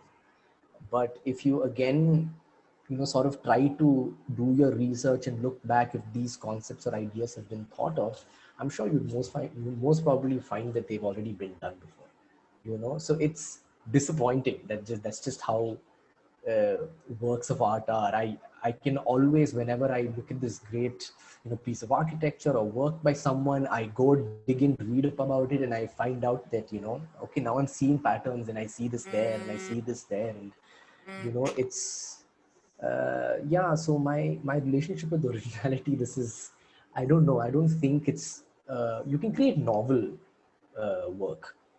Original in the purest sense, I'm very unconvinced about the fact that you can make truly original pieces of work. I mean, we have 200,000 years of human history, everything's been done. But yeah, novelty is something maybe everybody should strive for. Original, it's a tall order. I feel, at least for me, it's a bit that relationship. Yeah. Okay. Yeah, thank you, Subin. For the And question, Ashani. I think Suman's here. So Suman, do you wanna ask your question? Yeah, hi, good evening, everyone. I'm delighted to see so many friends over there. Nice discussion. Thank you. So I'm just, it's not a question, it's just a personal seeking also. Like technological evolution is definitely the way forward, and we must adopt and absorb as much as we can in our workflow, no doubt about it. But is it not killing a little bit of fun element of that sense of wonder what we always look for in our project when we finish? We don't know beforehand that how it is going to turn out, but in digital realm, are we not being overly assisted so that nothing is not seen, everything is seen beforehand? Just a observation, anybody can pick up on that.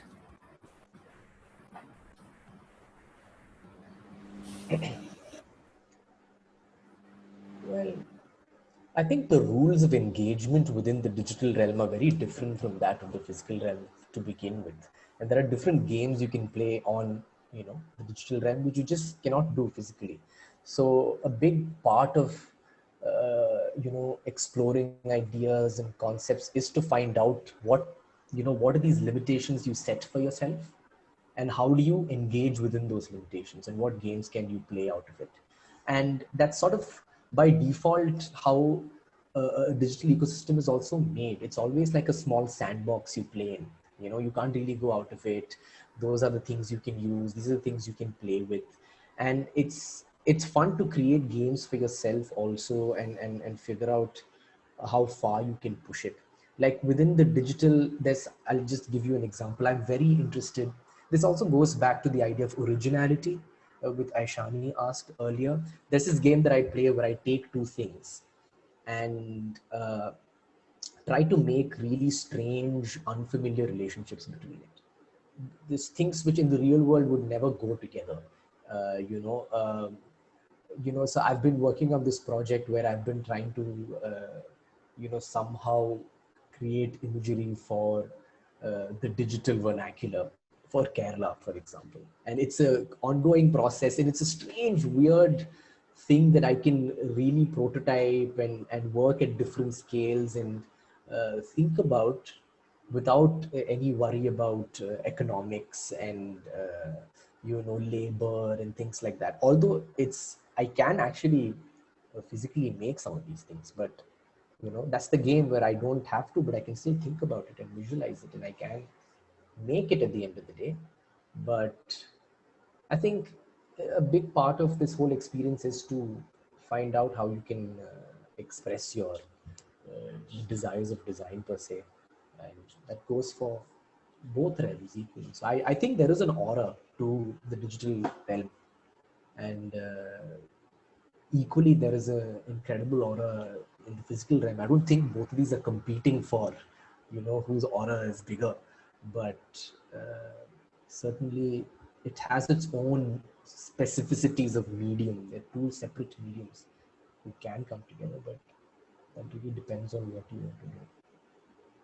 Thank you, Subin. I'll make that really quick. Just two last questions. I think one Salila ma'am is going to be asking, and the other is, of course, for SMARAN. So we'll finish with Salila ma'am and then move to SMARAN. Okay, Salila ma'am. Okay. Yeah. Thanks for those fascinating array of talks, all of you. So, and I think it must be really inspiring for our students to see how their seniors are faring out there, you know. And I think you great set of questions as well. I am obviously a Luddite. I'm not very software familiar, but my question in general was, I guess, how malleable do you find the software in representing non-Eurocentric cultural contexts?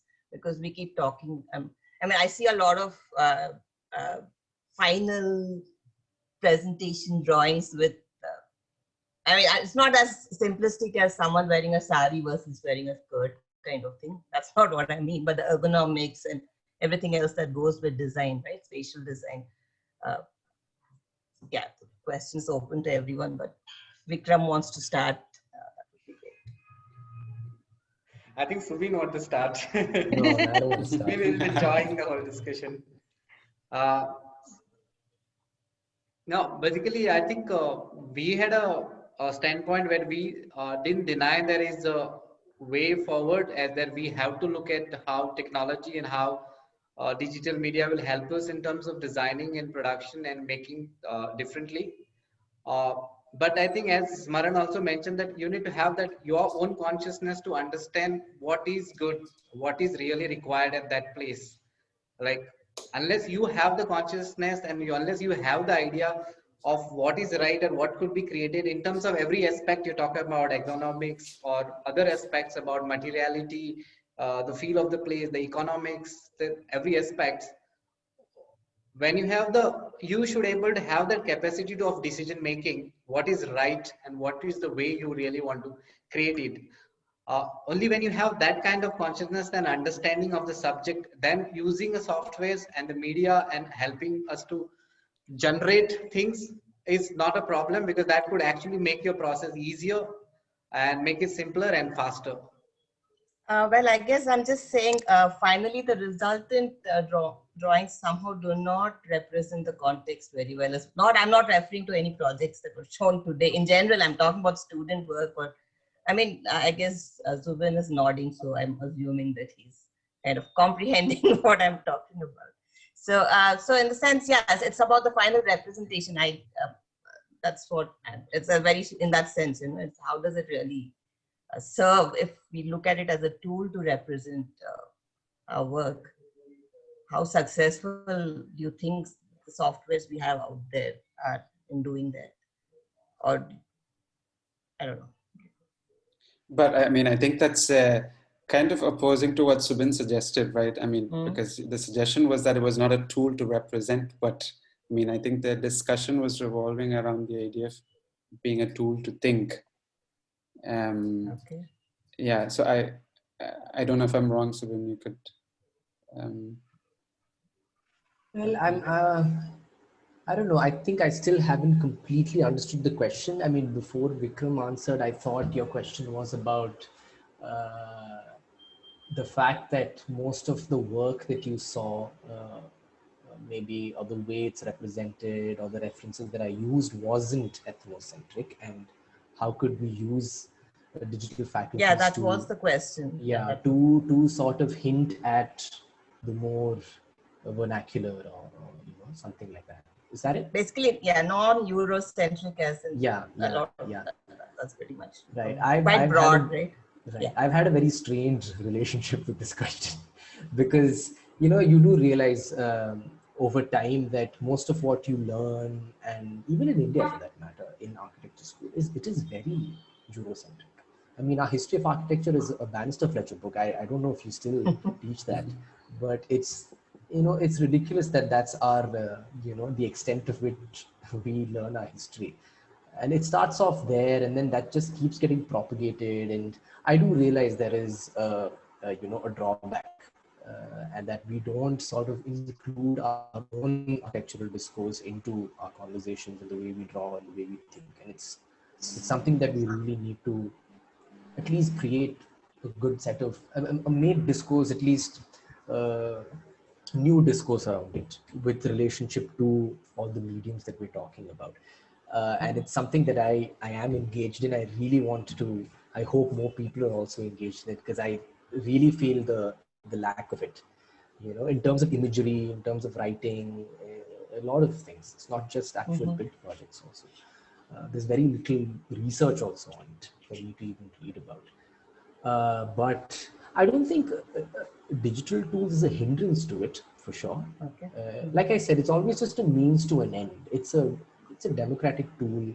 I think the research is what, you know, and the work and, you know, the conversations around this is what needs to come for more people to engage in this subject. And all it takes is one person to start it off. So do you see enough conversations happening? You said there's not enough happening, but do you see, there isn't, at least the ones that I know of. I mean, I know very few people who engage in Zubin, currently NID is talking about it. They're actually working with NIAS, with Sharda Srinivasan and a couple of your juniors, Vigreshwar and Sushma. And they're making a digital format for Hampi. They have managed to do a very decent job of it. So I'm hoping that they will also come to college sometime and talk about it. So is that like a documentation or like a it's a virtual walkthrough to Hampi.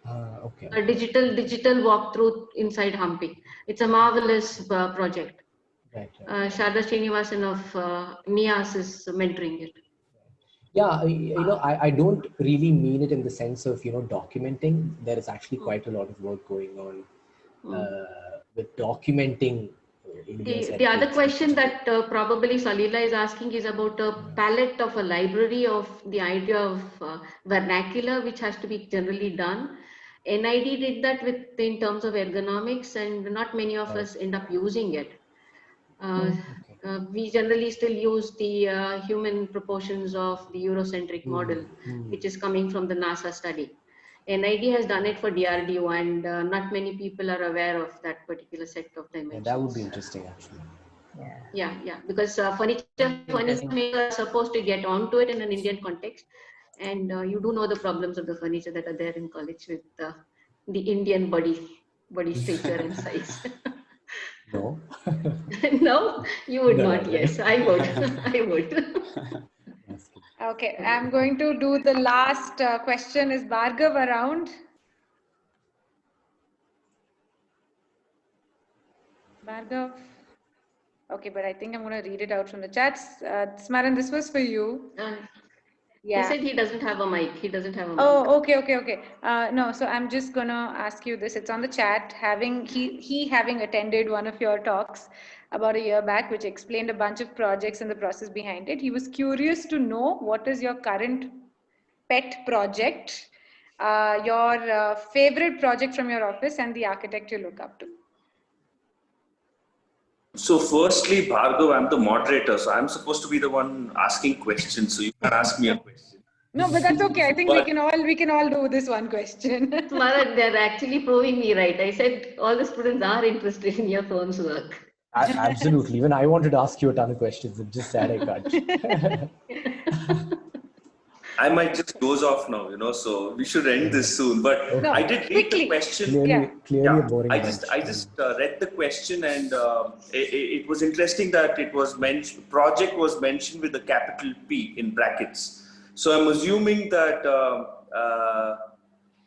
he wants to know more about conceptually what we are looking at rather than any particular project. I think as an office, we were always interested in the architectural effects in terms of experience and perception. And for all these years, we've chased that through space and form.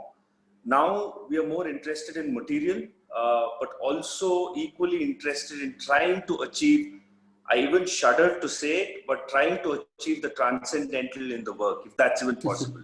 So how do we do something that has that longevity of experience rather than just this impact of immediacy? you know, which is what I think we chased for a very long time, but we are hoping to achieve something that is a little more deeper and hopefully transcendental. So that's where we are. And who do I look up to? I've always looked up to Corbusier, and now given our renewed interest in material, we look at a lot of Scarpa. So yes, Corp meets Scarpa. That's what we want to do. Nice. Nice. Yeah. Thank you, SMARAN.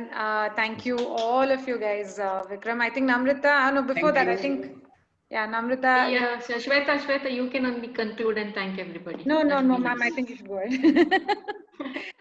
That's what I was just going to say. I think Namrata would want to call you, so I'm going to leave it to her now. Yes, ma'am. I would now like to call Anuradha ma'am to say a few words. SMARAN, my thanks for coming and being a moderator. I really liked your idea of making an informed choice as a human imperative, and all of your conversations about a dialogue, architecture being a dialogue with the idea of sociology, politics, and economy, and the fact that the reality of it being materials, drawings, and these program issues that Vikram kept mentioning. Zubin and David were talking about the idea of making itself without the end result in place. Apart from a few examples that David talked about, especially with Zoomtar.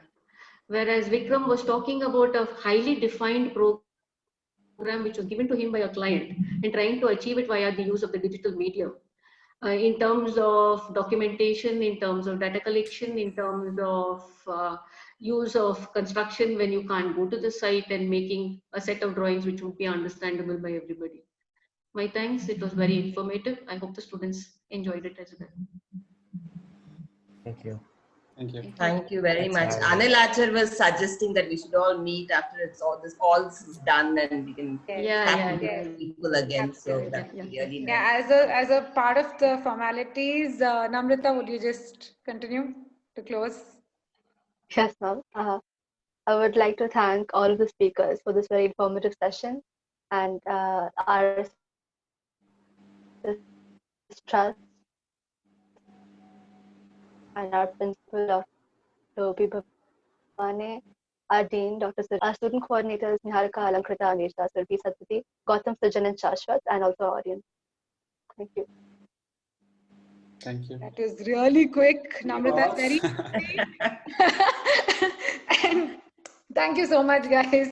So much. This was really, really wonderful.